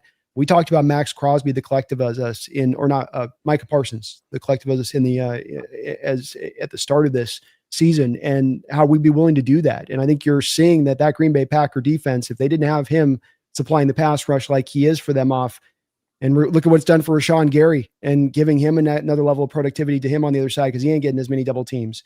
I think there's like a bit of a ripple effect that you could do to having that if the Raiders were willing to do it. And I go pretty hard for that. I know that wasn't your question, but that remains one that I just do wonder if the Raiders are going to come to their senses on this one and realize maybe we should get the most value for this now. Maybe we shouldn't risk maybe injury down the road on this guy, because we could try to play this cute and be like, oh, we'll get it the same thing we'll get in the offseason. And then, ACL happens, or something bad happens, and now you're getting almost nothing. Do you want to play that game, Raiders, as you desperately need assets for the future? I don't know. All right, Dan, final question goes to you in this, and it's kind of an interesting one. Do you think, and this is kind of, you're the GM, are you willing to make a trade for the sake of making a trade to get, a potential extra piece in here to really push that team for January, even though it could disrupt this team's chemistry? Because this team seems collectively very together, and maybe trading out a Boye Mafe or a Reek Woolen throws off the chemistry that's currently in this locker room by bringing in a guy that hasn't been here throughout all the stuff they've gone through. Do you think that's a possibility or something that you'd worried about if you were the GM of the Seattle Seahawks? Not necessarily, because the flip side of that coin is sometimes you make a move like that and it puts people on notice, right? Gives them a little bit of an edge, keeps them from getting complacent.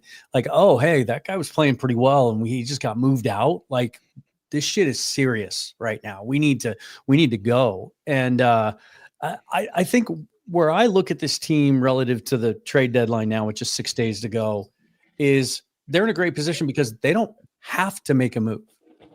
They don't have to. There isn't an obvious spot on this roster that's crying out for an upgrade, except for right guard, but those guys just don't grow on trees. It's very, very hard to find interior offensive linemen who can immediately upgrade you without giving up a lot, because teams aren't willing to move them. There's a lack of good interior offensive linemen all around the league. And so when you have one, I've had fans in the last week or so be like, try to get Skoronski out of the Titans. They're rebuilding. Well, if they're rebuilding around a young quarterback, you're not going to trade your first round guard from a couple of years ago. You're just not going to do that. Maybe a guy like Ruiz makes sense because you could plug him in there. He played in this system a year ago, right?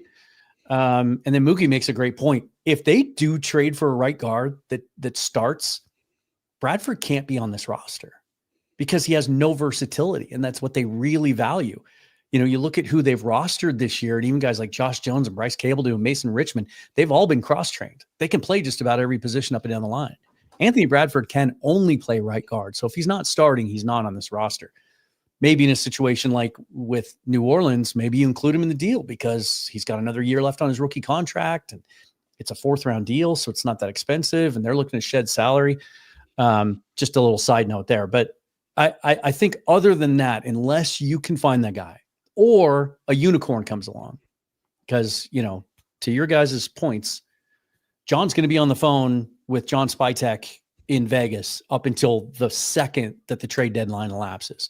Like, no matter how many times he tells him no, he's going to keep checking until the very end. So if something like that comes along, you empty the woodshed and you pay whatever you have to pay to get that. But I think more likely what we're going to see, if it's not an offensive line, is just a rotational piece. I've been saying all year long, I'm really worried about the depth on the interior of the defensive line. Those guys are playing too many snaps. And as the season goes along, that's going to be concerning.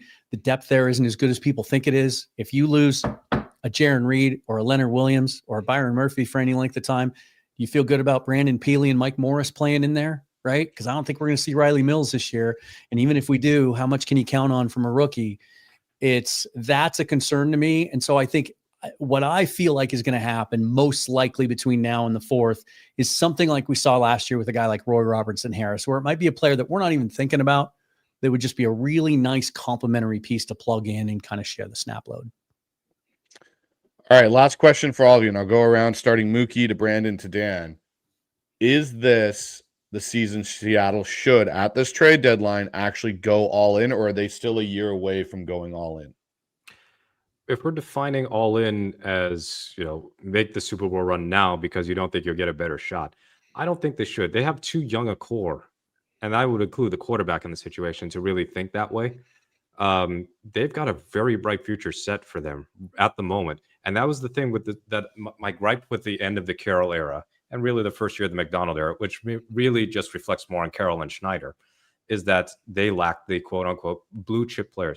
They lack players across multiple positions who were top 5, maybe top 10 at their respective position. So like now they have Byron Murphy playing like a top 10 defensive tackle. Leonard Williams is playing like a defensive player of the year candidate. Jaxon Smith-Njigba is playing like an offensive player of the year candidate. And maybe he's already in that conversation for like top 3 wide receiver in the league. And then you've got Charles Cross looking like, the way he's playing, maybe on the outer edge of a top 10 tackle, but you don't win in this league without having guys who are top 5 or top 10 at multiple positions. And the Seahawks just really lack that for too long. They have that now. And you know what? Sam Darnold right now playing like a top 10 quarterback. So when you have guys in key positions who are young, for the most part, cost controlled, who are playing at this level, then I don't think you necessarily have to dig too much into the future to try and win absolutely right now. The Darnold's performance, I think, has made things a little bit easier for them as far as thinking long term. Because if he wasn't playing well and they were middling and 3-4 or something like that, or 4-3 and not looking good, then you'd have to be thinking a bit about, like, is Darnold the guy entering 2026, and do we have to maybe kind of tweak some things a little bit more, especially with the Jalen Milroe timeline. Darnold's playing at this rate, playing so well that I'm not really concerned about Jalen Milroe's long-term development, because as we'll get to a little later on, Darnold could end up being that long-term option. So I don't think there's a reason to go all in this year. And all in would kind of mean like giving up a first-round pick or giving up a high-caliber player. And I don't think it would be wise to do that. Brandon, you're up next. Yeah, I'm certainly a person here that doesn't have a strong opinion that the team has to do this or has to do that, and it's so clear what they should be doing at this point. I think if they decided to not do anything, I would not lament it or pull my hair at it and say, this is the time to strike. You should have jumped in. I will also say that you can sometimes, split the baby here a little bit on this one, where you can go all in on a move that both has the good for now and the good for later. The team's going to have to make a decision with the edge, for instance, here in the upcoming future.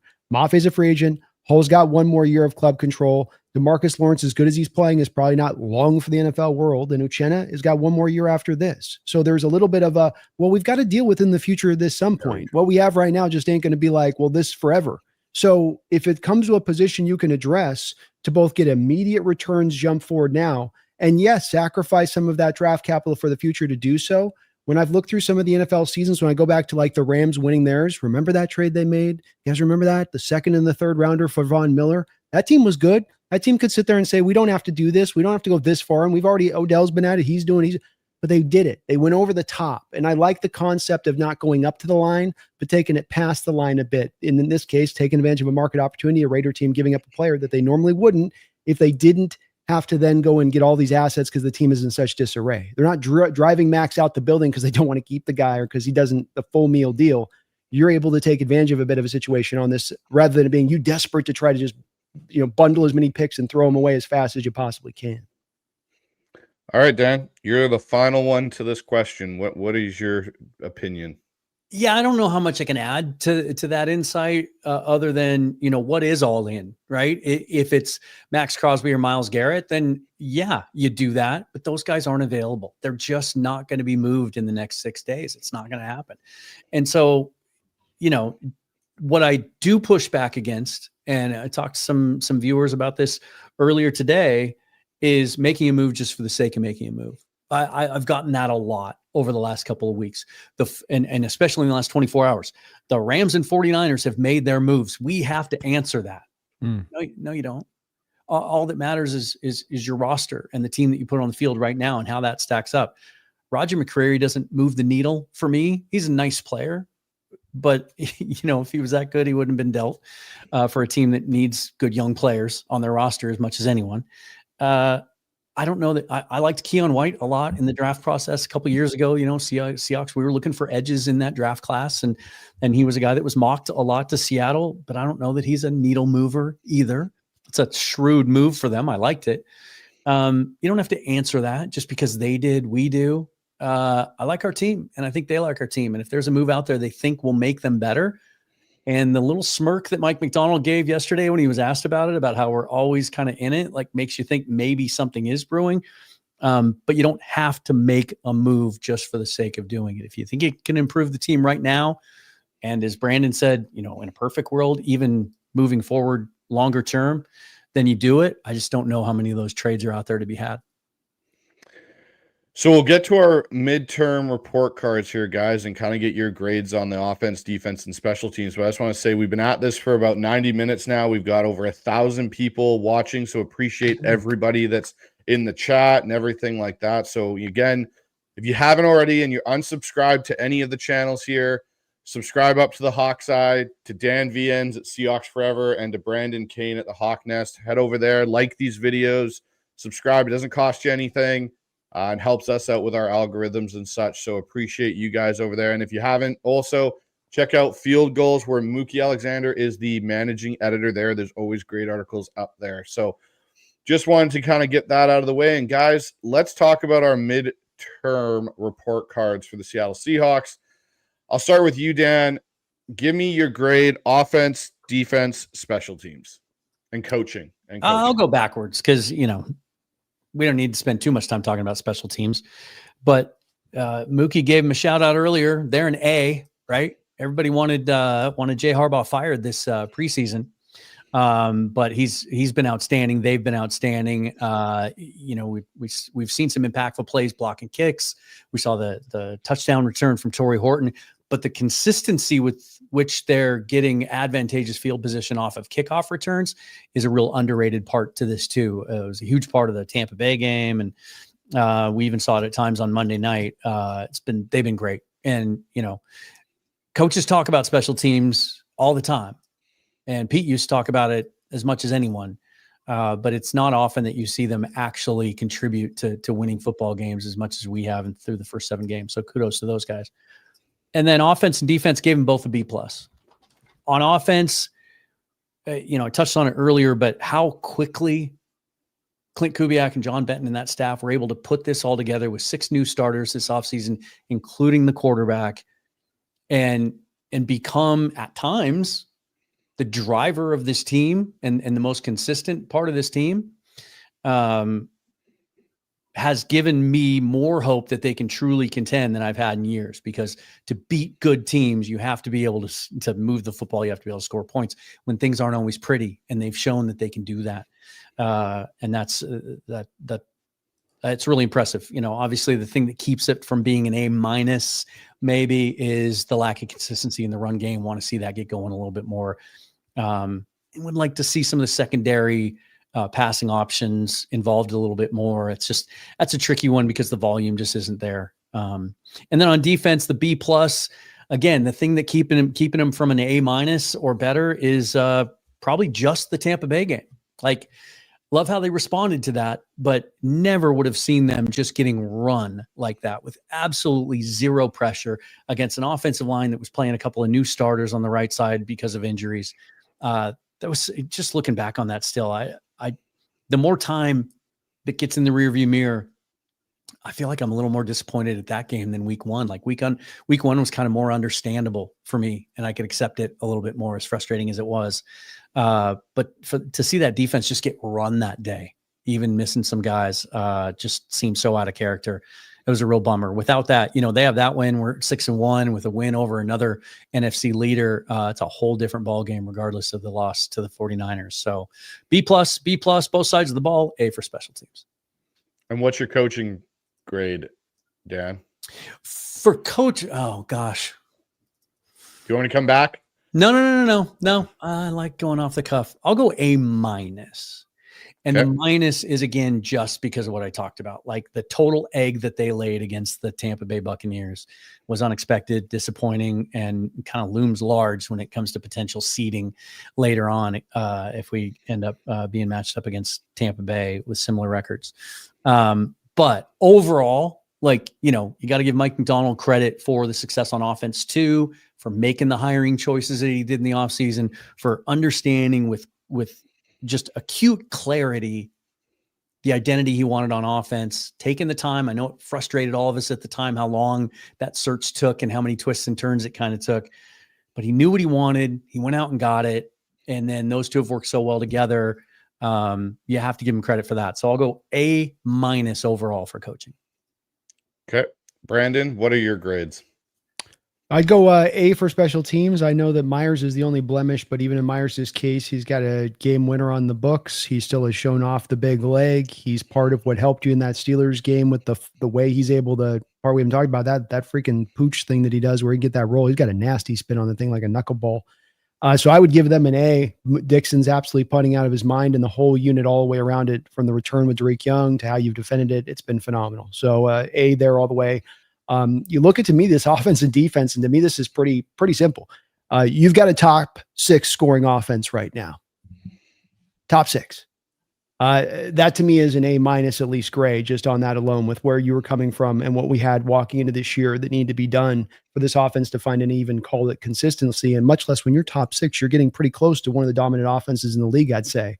If you were to take out that touchdown last week from the Texans off this defense's back, which, by the way, it does count in the points per game, you have a top 5 point per game defense with a lot of injuries across the board here throughout this season, here and there and everywhere a little bit. Not decimated like the Niners, mind you, but there's been a few. So again, A- on that as well, as I've got 2 units right around the top 5 in this sport. Hard for me not to look at that as the bottom dollar. I'm looking at this kind of simply. Is there a lot of room for growth there? And the Buccaneers game, to Dan's point, drives me freaking crazy. The Niners game drove me crazy because you let them drive up and down the field at times and just didn't. That when Mike Macdonald's defense is at its worst, a little bit almost the Carroll-like vibes, where it just gets a little bit of a lack of aggression to it, and you can feel it. And that's where I'd have a bit of my issues there. But I think that those units have performed really well, and I'd be pretty hard lined on those scores. With coaching, again, I don't mean to be lame with this, but I think I'd be to A to A-. The minus would maybe only go to Mike, just being that, Mike, be aggressive, get after it here. Don't let him off the hook. Don't Dennis Green this situation. Get in there and take to him, know who you are and be who you are in a field, and do it every week. You can mix it up, but don't draw off the aggression. Put the pedal down on the floor and let's freaking go. And with Kubiak having a high degree of difficulty, a lot to fix, running game, pass blocking, who's going to be your outside receiver? The mix between Cooper Kupp and JSN, who's wide receiver, who's running back 1, who's running back 2. He's taken this a bit of a messy situation and brought you that top 6 offense. To me, that's an A-. All right, Mookie, your last one up here. What are your grades for the Seattle Seahawks at the midterm point? Coaching, I'm leaning towards a B. So like B+, which is higher than a B, right? So we're going B+, just a little bit short of an A-.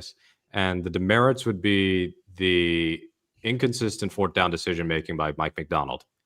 For example, I did not like them punting on 4th and 1 in the Houston game in the 4th quarter when they could have gone up 3 possessions. It's like, I know the defense was dominating. but just push AJ Barner for a yard, keep the drive going. You get a field goal, the game's probably done. And then Klint Kubiak, I said earlier, 95% of the time I think Kubiak is cool. The 5% is when he just randomly decides, Cooper Kupp, you get to be quarterback for a day. Or and then maybe this is a bit McDonald influence, so in which case it would fall on both of them. I have not liked the 2-minute drill decisions over the last 2 games. I did not like the way they handled the 2-minute drill against Jacksonville, even though it ended in points. And I really disliked the Houston 2-minute drill because not only did it lead to points for Houston, but they essentially played for a field goal from midfield with all 3 timeouts and burned so much clock for no particularly good reason. So I'm not too thrilled with that, where they kind of put the handbrake on for I think they're overly cautious at times, and against better teams that can cost you. And frankly, it might have cost them in week 1 by not going for it on 4th and 1 in that 49ers game on their last scoring possession, where if you trust your offense to get a yard, you can run more time off the clock, maybe even get a touchdown instead of a field goal. But still, the team looks very well coached in terms of not having any like sloppy execution errors on a regular basis, not having umpteen coverage busts, even with backups in there. So I think the coaching has been very, very good. Defense, I think, is an A-. So the thing prevents it from being A+ would be 2 things. 1, 3 times that they've had fourth quarter closeout opportunities and given up touchdowns against Arizona, against San Francisco, and against Tampa Bay. So they've had opportunities and haven't closed the show, but they did close it out against Jacksonville, which I thought was a significant thing. And even with the offense repeatedly turning it over in the Houston game, they didn't really let Houston get back into it. And by the time that Houston got their touchdown on offense, Houston never saw the ball on offense again. So I think the defense, especially given that has been by far the more injured side of the ball, has been excellent. Of course, the Buccaneers game was terrible, but they responded so excellently out of that. There's very few things that you can fault for the defense, and we're getting such great productivity across the defensive line, particularly on the interior with Murphy and Big Cat, the way they're playing. Ernest Jones is playing at a fantastic level. And the secondary, which has been iffy at times, I think the secondary has done well. And I have to also shout out Ty Okada as somebody who I thought was just a preseason warrior. And now I'm thinking, could he have essentially replaced Kobe Bryant if Kobe walks in free agency? That's how I view Okada right now. So offensively, I'm going with a B, a hard B. So the running game's got to be better.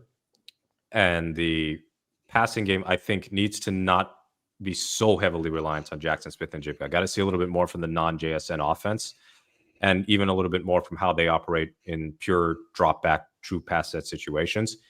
And one other thing with the offense, they've got to cut the turnovers out. So this has been my gripe with McDonald. They have turned it over at least 2 times in over half the games he's coached. Now, there are a couple of instances where the defense actually turned it over, like in the Arizona game. But part of the reason why Seattle struggled at home so much for the last few years, but if I just isolate to the McDonald era, they are dead last in turnover differential at home since McDonald became coach. They're minus 15. Not generating enough takeaways, turning it over way too much. And these are preventable takeaways and some turnovers in some instances, like the Cooper Kupp trick play, needless, or having Darnold throw an aggressive pass over the middle of the field with like 6 minutes left. No need to do that. So that's got to be cleaned up. But otherwise, I think that this has been, what grades did I give? A B, a B+, and special teams is an A, as I pretty much kind of alluded to earlier. So averaging that all out, I think we're looking at an A- team, and it's been an A- start. Well, you guys have made my life super easy, because unless I'm going to give everybody Fs, you've basically covered roughly where I'm feeling on all of this. So I'm not even going to bother with this answering this question, because mine's kind of in there with amongst you guys. Last topic for the night, guys, before we get to some Q&As, because we have a whole bunch of them stacked up and a lot of super chats as well, which we'll get to. Last thing is the final stretch. Can the Seahawks make a run? And so, Brandon, I'll ask you this. What's your predicted final record and playoff seed for the Seattle Seahawks? Man, I started out with 11 wins at the start of the year for my outlook of this team. I still find myself at 11 wins. But much like I said at the start of the year as well, I could see it sliding 1 win either way, 2 wins either way. And I'm not meaning to take that middle ground, but it's part of like what we talked about earlier on your previous question about what I need to see for them to be a contender. And they haven't done it yet, which is beat a true team, not beat a team that's, down on their luck, injured across the board, middle of the road, slightly better than middle of the road, but an actually legitimate team. Take them on head to head, be able to stand toe to toe, and then take them down. And until I see that, I can't speak to any confidence as to whether or not they're ready to get to that point. I think they're on the road. They'll get there eventually. I just don't know how soon it quite will be. It's hard to quite get the confidence level on that until I see it. All right, Dan, and my question for you is, do you believe this team can win a playoff game on the road? I believe this team can represent the NFC in the Super Bowl. I think the pieces are there.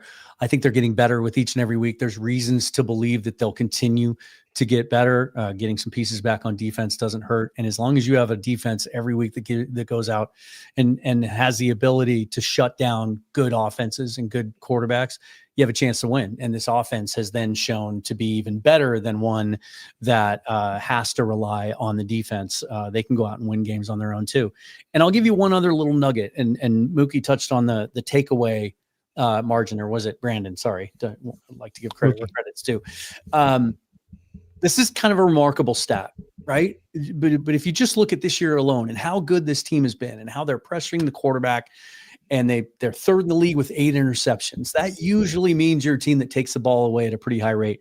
They are the only team in the entire National Football League that not only hasn't recovered a fumble, they haven't even forced one yet. As much as this team gang tackles and rallies to the football and plays with violence and plays hard and plays together and pressures a quarterback, those are going to come. Like that, the regression to the mean is going to happen. The pendulum is going to swing back the other direction at some point. And I think this defense has an opportunity to take the ball away more in the second half than they did in the first. And then to your guys' point earlier too, I think we'll see this offense take care of the football better as well. And so, yeah, I guess by very nature of my overarching answer there, that I think this team is capable of going to the Super Bowl. Yeah, they can win a playoff game on the road. All right, Mookie, and final question for you. Which of the upcoming matchups over the back half of the schedule, outside of the 2 Rams games, do you think poses the toughest challenge for the Seattle Seahawks? The Colts, for obvious reasons, because that is a supremely balanced offense. And Daniel Jones obviously has experience winning in Seattle as recently as last year with a much worse team. But yeah, that's going to be a serious test for this run defense. This run defense is on pace to really be the best in Seahawks history. I mean, they have not allowed a running back to rush for longer than 15 yards this season. Not one carry. So that's been extremely impressive. Their explosive run rate allowed is elite. But Jonathan Taylor can bust up any defense. He's just that good. And this Colts offensive line, incidentally, not exactly missing Ryan Kelly and Will Fries, are they? Right. Because I'm going off on a tangent. The Minnesota Vikings might have had the worst offseason of any team, because of who they lost, and then who they signed, all the money that they spent in free agency. And I don't see a playoff team in them right now. But anyway, I think the Colts game will be tough. And this might sound a little surprising. If the Falcons could just pick up their offense any point the second half of the season, that could be a tricky road game. Because Atlanta's defense, when I guess their linebackers are healthy, Atlanta's defense is improved from years past, and that they actually have a pass rush worth talking about.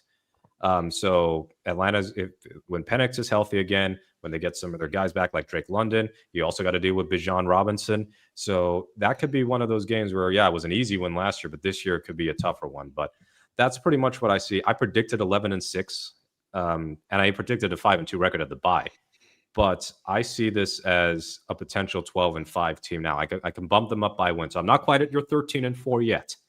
But I can see them now as a potential 12-win team. Otherwise, yeah, the rest of the season, the Washington game, while not easy, I think is more favorable. And McLaurin is out again. And Arizona, of course, is always going to be a tough game because they might be 2-5, but they've got 5 losses all by less than 4 points. But Tennessee should be a simple game. Carolina, I think, is just, they're not terrible, but they're not very good. And then San Francisco, who knows who they have left by week 18. They might have to bring back Tim Rattay and Garrison Hurst and J.J. Stokes for week 18. But yeah, those Rams games and the Colts game, I think, are going to be the real tough ones. Yeah, I'm still sticking on my 13-4 island here with John McGrath. I know Dan took his life raft and kind of is floating out in between, I think, somewhere now between 12-5 and 13-4 after I brought him onto the island there just at the beginning of the year. But Yeah, no, it's going to be interesting to see how this team fares down the back half now of this season, and this game against Washington. Like, I'll say this: it's retro game again. The Seahawks are wearing the retro jersey. The Seahawks do not have a great record in those jerseys, guys. They've only beat the Cleveland Browns and Denver Broncos. Every other time they've worn those jerseys, they've lost, and it hasn't, been something that's great. So I think they've worn them 5 times, I believe, if I'm not mistaken. And yeah, they've won 2 and lost 3 in them. So hopefully that changes and they can balance it out this coming Sunday night. But we've had a lot of questions and comments, guys, throughout the night here. I've tried to keep up with as many of them as I can. So we're going to get into our 12s Q&A blitz here. And let's see what we got starting this off here. And we'll go up to the top. First, we got a new member that has now come into this, and that is Idis the Gamer. Idis the Gamer. So there's a new YouTube member there. We got Fabs in there. Seahawks Mafia dudes are here. We got a request, guys, for the next show that we're all supposed to look a certain way, and I'm going to find that. We should have done. I mean, it's Halloween. We should have done it. You're 100% right, Dan. We should have completely done it. John McGrath, what's up, Mookie? He goes, you guys need to do one Syndicate show wearing the all black gangster gear. So, well, I have to watch it because our head coach in Portland just got arrested for illegal poker gambling. So look out! Yeah. I don't want the feds knocking at my door right now. So that's guilt one by of them, affiliation. I mean, Bryce and I are wearing black. So, we theoretically are, like, we're kind of there. Like, me and Dan were on the same wavelength with that completely. So we got another one here from the AHG. B looks like Tony Hinchcliffe with that thumbnail. Okay, so we're getting a lot of the guys. I think we got to steer into this. Like, we really got to go this direction. Brandon's way funnier than Tony Hinchcliffe is. That's a tough one for me. Mookie looks like the Pulp Fiction guy. God, that's a new one. There we go. What else do we got here? Here's one. Kevin comes in with, what chances are higher? Klint Kubiak calls another wacky receiver throw and an interception, or we get a Milrow special, a useless play that ruins the flow of a drive. Hopefully neither. Yeah, that's what I'm hoping. Well, if they keep Cub said he's Milrow's retired at this point from throwing. Cub said he's retiring himself on the throws. 0 for 6. Well, and we're really finding out a lot about Mike Macdonald this year, and he loves to use his little press conferences throughout the week to throw a little subterfuge out there. He was adamant 2 weeks ago that not only was Jalen Milrow going to stay active on game day, but we have a bigger package for him, and we want to get to those plays, and there's even more for him. And he hasn't been active since on game day. So I think that's kind of been shelved for now, which, by the way, I saw some comments earlier. It doesn't mean we wasted a 3rd-round pick. The future's yet to be told about Jalen Milrow. It's just he's going to have to find another team to be a starter for. So then it's just a question of what he ends up being worth in trade at some point in his career. But anyway, just a little side note there. Megan comes in with, greetings, gents. 9 weeks gone already. Let's blanking go Hawks. So 45 months of being a member. So I'm assuming that's over on your side there, Brandon. I believe that's correct. Yes, sir. Thank you, Megan. All right. We've got Robert in here. He goes, you're not alone, Dan. I've been here since 1976 as well, through the good and the bad times. I'm never going to live this down now. And it wasn't meant to be an ageism thing, Dan. I swear. Yeah. We watched football on tube TVs. That's how old we are. What, did you have the bunny ears going certain directions? Fun. Yeah. They didn't you don't know about the aluminum foil on the bunnies. They didn't even have remote controls, boys. You don't know about that. You had to fight for the chair closest to the TV so you could get to it first and change the channel. Oh, man. Cal came in with a $10 donation and a super sticker, so that's awesome. Appreciate that, Cal. Thank you, Cal. Megan came back in with a $2 donation. She goes, FYI, Bryce, 4 months younger than the team here. Okay. Again, don't come at me. I wasn't making it as a remark about He's that. An ageist. Look at it. That's exactly what I am. Completely an ageist. You got to lean into the bit, Bryce. Yeah, I could lean into the bit a little bit. Like it's okay. I got Bring it the other on. day. Well, no, it was good. on a side note, guys. A side note. We were at the Huskies game. Myself, my best friend, and his significant other, and my wife. And we're walking out of the stadium, and we're going up into kind of where the campus dormitory area is. And this kid going by on one of those scooters loses his hat, and it flies to the other side of the road. Well, earlier when we're walking up, one of the security guards referred to my buddy who is 40, and I'm in my early-ish 30s still, as a young buck. Well, when I go and pick up this young dude's hat, he looks at me and goes, "Thank you so much, sir. I really appreciate it." And I'm like looking at it, and I'm like, my friend that's 40 that's behind me is getting called a young buck, and I'm getting called sir. Like, I don't look that old, but apparently I do to some people. So But I'll lean into it. You are Sir So- Bryce, not Coach Bryce. Yeah, I know, right? Sir Apparently. Coach Bryce. So Cal comes back in with another $10 donation. He goes, Aw. "I like what I see. Appreciate you, Cal, man. That's awesome." Thank you, Cal. And another $3 to $99 sticker there. So Cal, you just being super generous, man. Can't appreciate and thank you enough for that. What else we got here? Cal again, man. Cal just was on it. Like I wonder if he like got a twitch and just kept hitting the button. It's fantastic. He goes, SKOL Eagles. Skull. Who are the Skull. Eagles even playing this weekend? Who are the Eagles playing this They're on a weekend? bye. Actually? Yeah, they're on a Yeah, bye. they are. Yeah. So that's an interesting one. Cal back in, and I know he corrected this later on. He goes, "Yeah, Hawks Nest, not Eagles Nest." So that's a good sign there. Megan is saying to you, Brandon, be nice. I'm about the same age as Dan. Oh, I'm old. No, I'm about the same age as Dan too. So I'm me and Dan are standing tandem on this. We're going to Bryce. Let's Yeah, keep it exactly. on. I'm the one up in the corner getting I'm older blasted. than you. Mookie, come on. Mookie, I think you're younger than me. You're supposed to kind of be on my side in this whole situation. Yeah, well, I'm catching up on you. Someone said in the comments, "You're only as old as you feel." I would dispute that. You're only as old as you look. I think I look good for my age. I feel like shit. I just hide it well. I woke up injured today. I just woke up with an injury today. So that's what my life is like. Dan comes in with Cup will be the biggest surprise of the second half of the season. Mm. That's I like the guy that I do too. I think he's been getting, and I get people looking at wanting to get out a receiver here. I do, but I think some of that is not, there's a little bit of a lack of identifying. Number one, JSN's taking up 44% of the target share of this passing offense, which means there's not much left over for anybody there. And Cup's getting the job done when you're watching the 22. He's generating separation. When you're throwing the ball, he's catching it. He's showing off still some of that yak ability that he had with the Rams, which is you need in this offense. I'm perfectly fine with what we're getting from Cooper Kupp.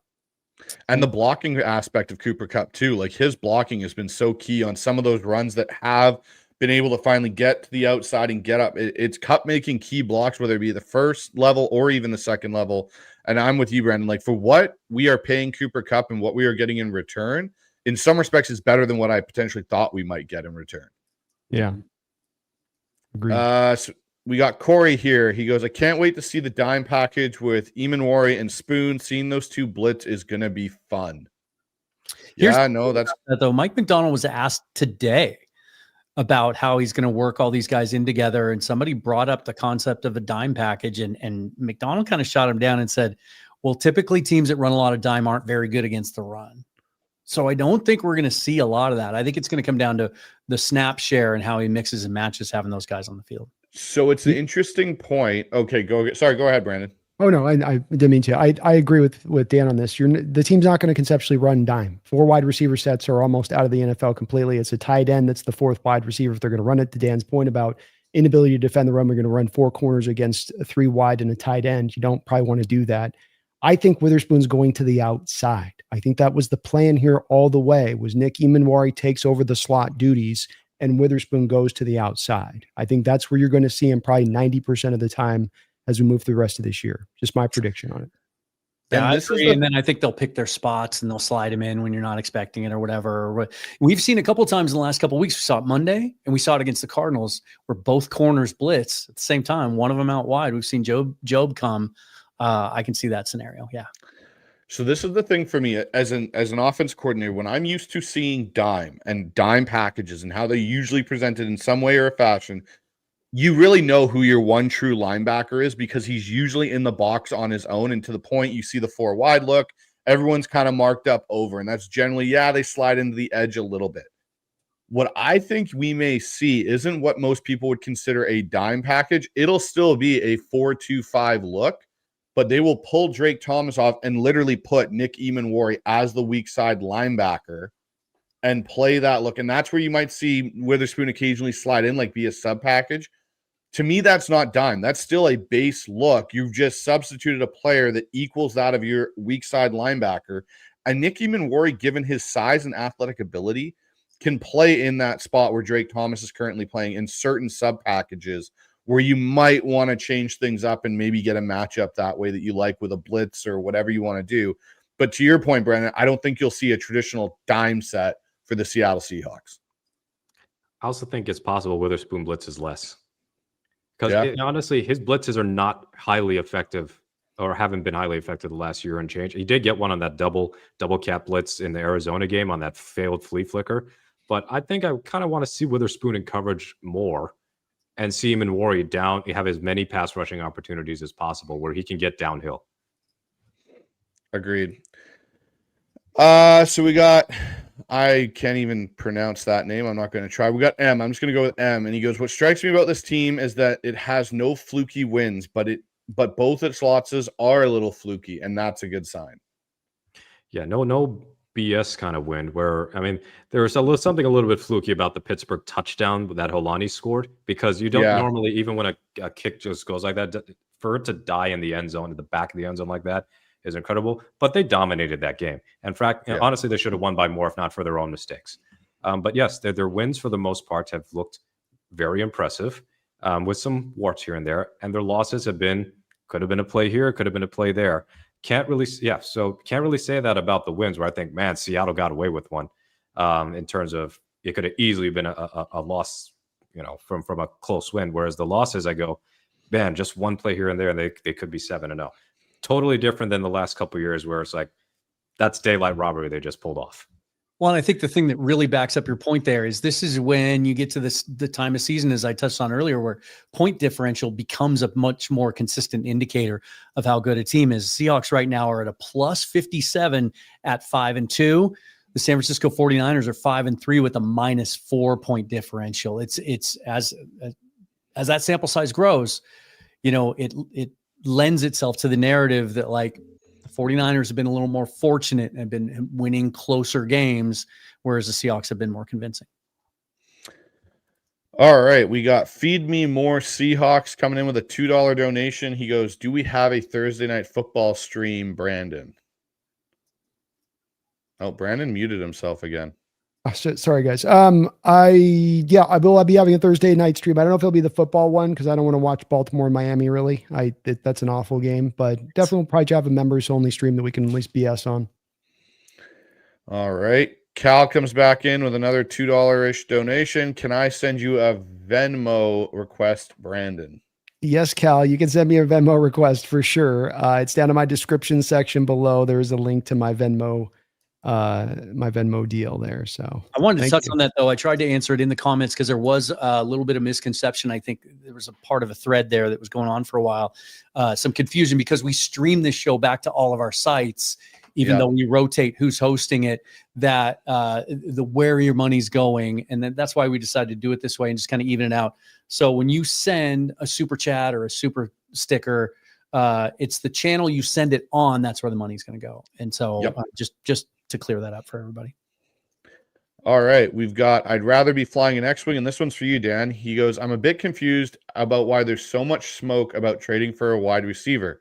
Kubiak has toys he's not using now, Arroyo, Barner, Cup. Why do we need another mouth to feed? Could not agree more. I've just stopped debating with people about this issue, like this need for a weapon. We need someone that can take the top off, and we need a faster receiver and someone to threaten defenses. Where's the volume to support that? And the justification for giving up any significant resources to go get another receiver who's not going to get a target share. It takes receivers a little more time. They can't just walk in off the street and absorb the entire playbook. So you got to work them in. We're not getting enough targets, in my opinion. I'd like to see Torrey Horton get more targets. I'd like to see the tight ends get more targets. Shoot the running backs. Right now, Kenneth Walker and Zach Charbonnet combined, we saw last year what Walker can do when he's involved in the pass game. combined right now are on pace to catch fewer balls as a duo this year than Alvin Kamara did last year by himself playing for Klint Kubiak. So I'd like to see some of those guys get more targets. Acquiring another wide receiver at this point makes zero sense to me at all. So good call, X-Wing. I think Barner's being used just fine. He's got 18 catches for 212 and 4 touchdowns, and he's third in the team in targets. Arroyo's the guy that we've seen some signs of it, right? We saw the scramble play against the Cardinals. We saw early in those scripted session against the Texans, he was heavily involved in the game plan. I feel like the breakout for him is coming. Yep. All right. And to the point, Feed Me More Seahawks comes in, $2 donation. I love having a complete tight end in AJ Barner. Yeah. And think about how we all felt, roughly a majority of us felt last year at training camp. Dan, we were there. Curtis was there. And it was, man, Barner doesn't look like he moves really well. Like, we drafted this kid. Like, hopefully he can fulfill the blocking. Now we're talking about a guy that is turning into one of the better, well-rounded tight ends in the NFL. He's a good working man's tight end. The John Carlson of 2025, if you will. We always have to get that reference as an inside joke between Bryce and myself. And let's be real, with the sad history of Seahawks tight ends, the bar for him to become the greatest tight end in Seahawks history is about ankle high. Jimmy Graham is statistically the best tight end the Seahawks have ever had because he owns all the statistical passing game records. But as an all-around tight end, Barner could easily be that if he sticks around. Jeffrey comes in with, we're not really contenders until we beat the Niners and the Rams. End of story. And Jay's about to beat the Dodger machine, by the way, with a $5 donation. Well, they already did 6-1. So the Dodgers have a chance to do the funniest thing ever to the Blue Jays, who were down 3-2 heading back to Toronto. We know the story there. Well, wouldn't it just be something if they're on the cusp of the World Series and the machine gets them in 6 and 7 in their own backyard? Sorry, guys, 1 sec. Yeah. He's like, oh, we're talking baseball. I'm out. Yeah, Brandon's like, I'm done with this. It's not, I don't even remember what the original comment was other than the baseball. I just want to get that joke in. By the way, I just realized that he took the cat tree away from his background. I was going to say, I noticed that too. I was going to say, where is Pumpkin hanging out there usually beside him? It's like his camera's on a new angle too. So it looks good, but now I miss Pumpkin. He's kind of he's part of the syndicate. Yeah, we're just lamenting. We're just lamenting the removal of the cat tree from your background there, Brandon. We miss. She hasn't been jumping up onto it as much, so it just has been sitting up there empty. Where I don't know what's been going on. If she likes the old tree better or whatever. I got the good, nice, fancy new one, and she's like, I don't want this one. I don't have a place for him, but Butch would fit in nicely with the syndicate as he is. He always wears all black. Oh yeah, yeah, exactly. There you go. All right, I'd rather be flying an X-Wing. Another $5 donation. He goes, Nathan Robertson and I came up with Darnold's nickname, Sam the Ghostbuster Darnold. That's a good one. Yeah. Very good one. That's a thumbnail waiting to happen right there. Do the red circle with the thing through it and have him coming through like the ghost. Well, I was thinking you put him in the old Ghostbuster uniform and just put his face on. Yeah, it. Oh, that's even better. Yeah, because I guess my idea was, the ghost belongs in the middle there. Okay. It's nice. I like that.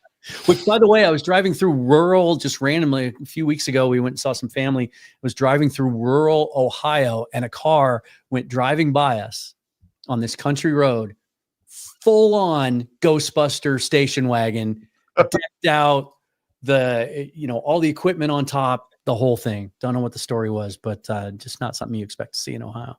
There you go. Yeah, no, I saw the other day driving around where I live here, someone had a Back to the Future car fully decked out, like full on DeLorean, all the specs and everything to Back to the Flux Future. capacitor? Yeah, it had everything on top of it, all the bells and whistles. It looked pretty cool, but nice. Feed Me More Seahawks with another donation. He goes, you think Robbie Oots can help the run game, and do you all think Myles Garrett being angry is collectively hilarious? Yes and yes. It's like, dude, you signed the contract. Yeah. I know Cleveland wasn't ever going to really trade you, but I mean, he was briefly a Seahawk, if you believe Reddit rumors, once upon a time. Yeah. I'll actually like to see Robbie Oots get a few targets too. Like, I'm not saying he needs to be a 3-target guy a game, but like just get a couple to him. The way that the Niners use check, for example. Yeah, run that play again. Say that they ran against the Chiefs. We've talked about that a lot, Bryce. That little option route where he little zigzag outside. I think he can be a little sneaky, important part of the pass game. Get that third down rate up.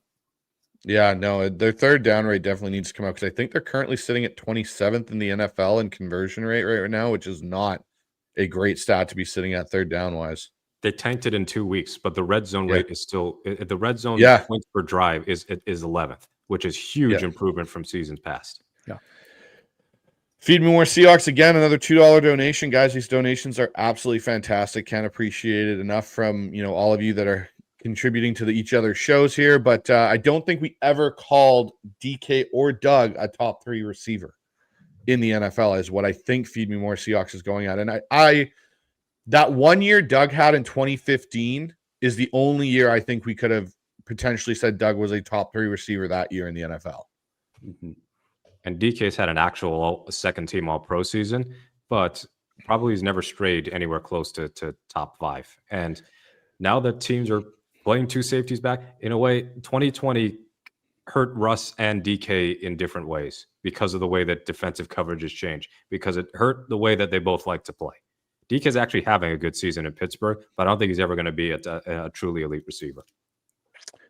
No, and 2015 is the only one I stand. Like, Doug was really good, don't get me wrong, and Doug had some good seasons, but that 2015 season where, we ended up losing to Carolina in the playoff game, what him and Russ did through that, basically the majority of that season, was pretty phenomenal. I mean, the amount of times where Russ would just drop back and be like, oh yeah, like the games that come to mind, that Minnesota game where he just knows he's going to get smoked and just lays it up, and Doug's just down the field wide open for a touchdown. That was kind of like that to me. 2015 really was the Doug Baldwin coming out season of him being a true number 1 receiver for the Seattle Seahawks. John McGrath here, he goes, love the Syndicate, great show and tons of great info and insights. Just do a show wearing all black Mafia gear, please. So appreciate that, John. Of insights. Are we a riot? Yeah, no kidding. Guess I need to make a trip to Goodwill here soon, right? Do we all get fedora hats? Is that what we wear and wear them on a slight angle? Is that what we do?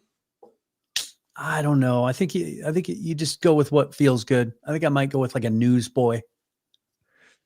Fair enough. I'm more interested in what Brandon's going to look like, because I feel like Brandon's got the Godfather look with the way the chair is and everything. Like, he can just sit there, spin around slowly. A walk-in closet that has all the suits lined up by color. Yeah, exactly. Right? I wish. I got to go get a suit. Exactly. Goodwill.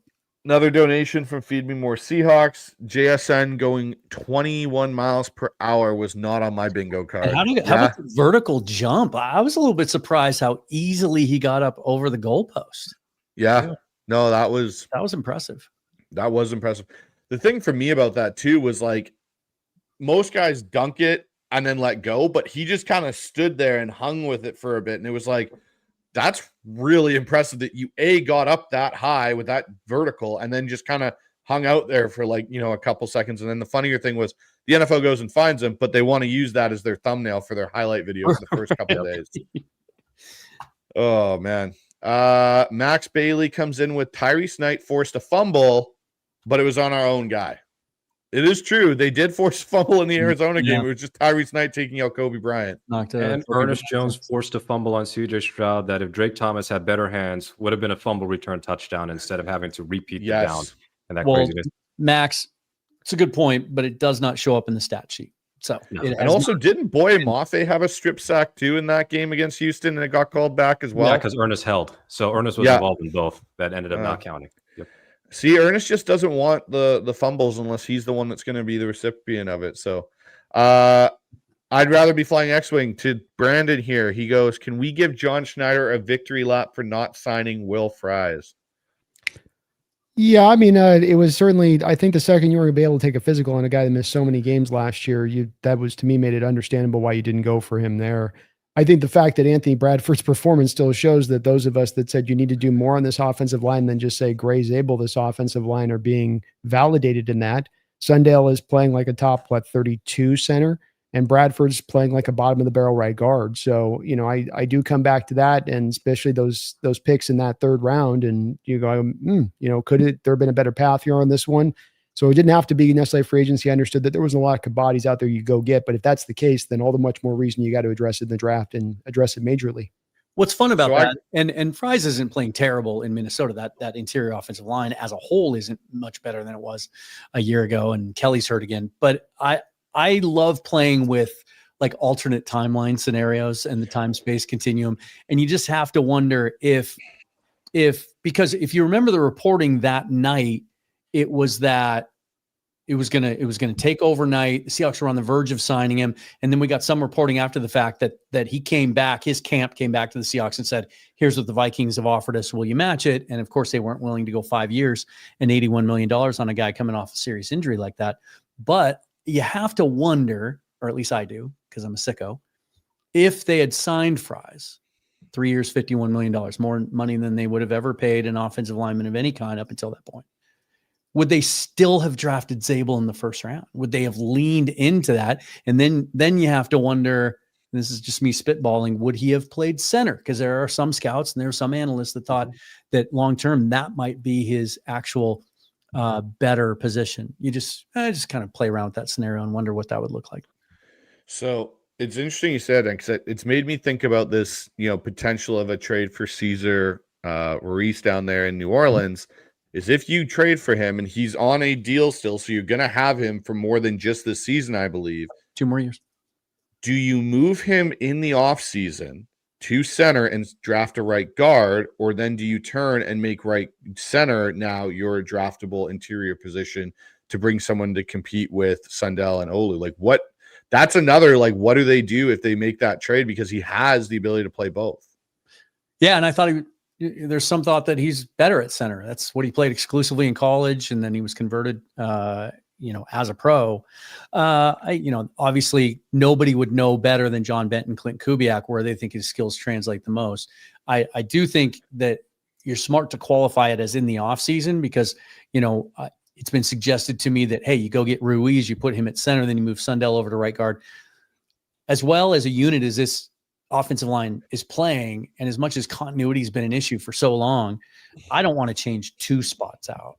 So I would play Ruiz at right guard now, where he has been playing for the last couple of years, where he did play for Kubiak last year, because even last year when Eric McCoy got hurt, Shane Lemieux came in and started center so they could try and keep that continuity and keep Ruiz at right guard. And he had some injury issues last year too.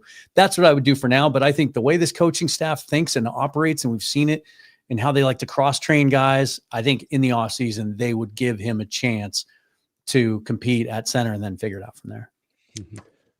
All right. Jeff comes back in, $2 donation. Excited for Oots to be back. Dude is a unit. Yep, 100%. Robbie Oots, I think, Brandon's point about the boxes and everything, going into an I formation and being able to shift a little bit, that can sometimes help you. And the amount of times you could line up theoretically in 21 personnel with Oots or Walker or Charbonnet behind him, and then shift Robbie into the other tight end spot and look like you're in a 12 personnel, because he does have that flexibility from his days of playing a tight end, gives you a little bit of more flexibility to this offense than I think Brady Russell did in that spot. And I think we saw that with the fact they kind of got away from running the, I formation with Brady Russell.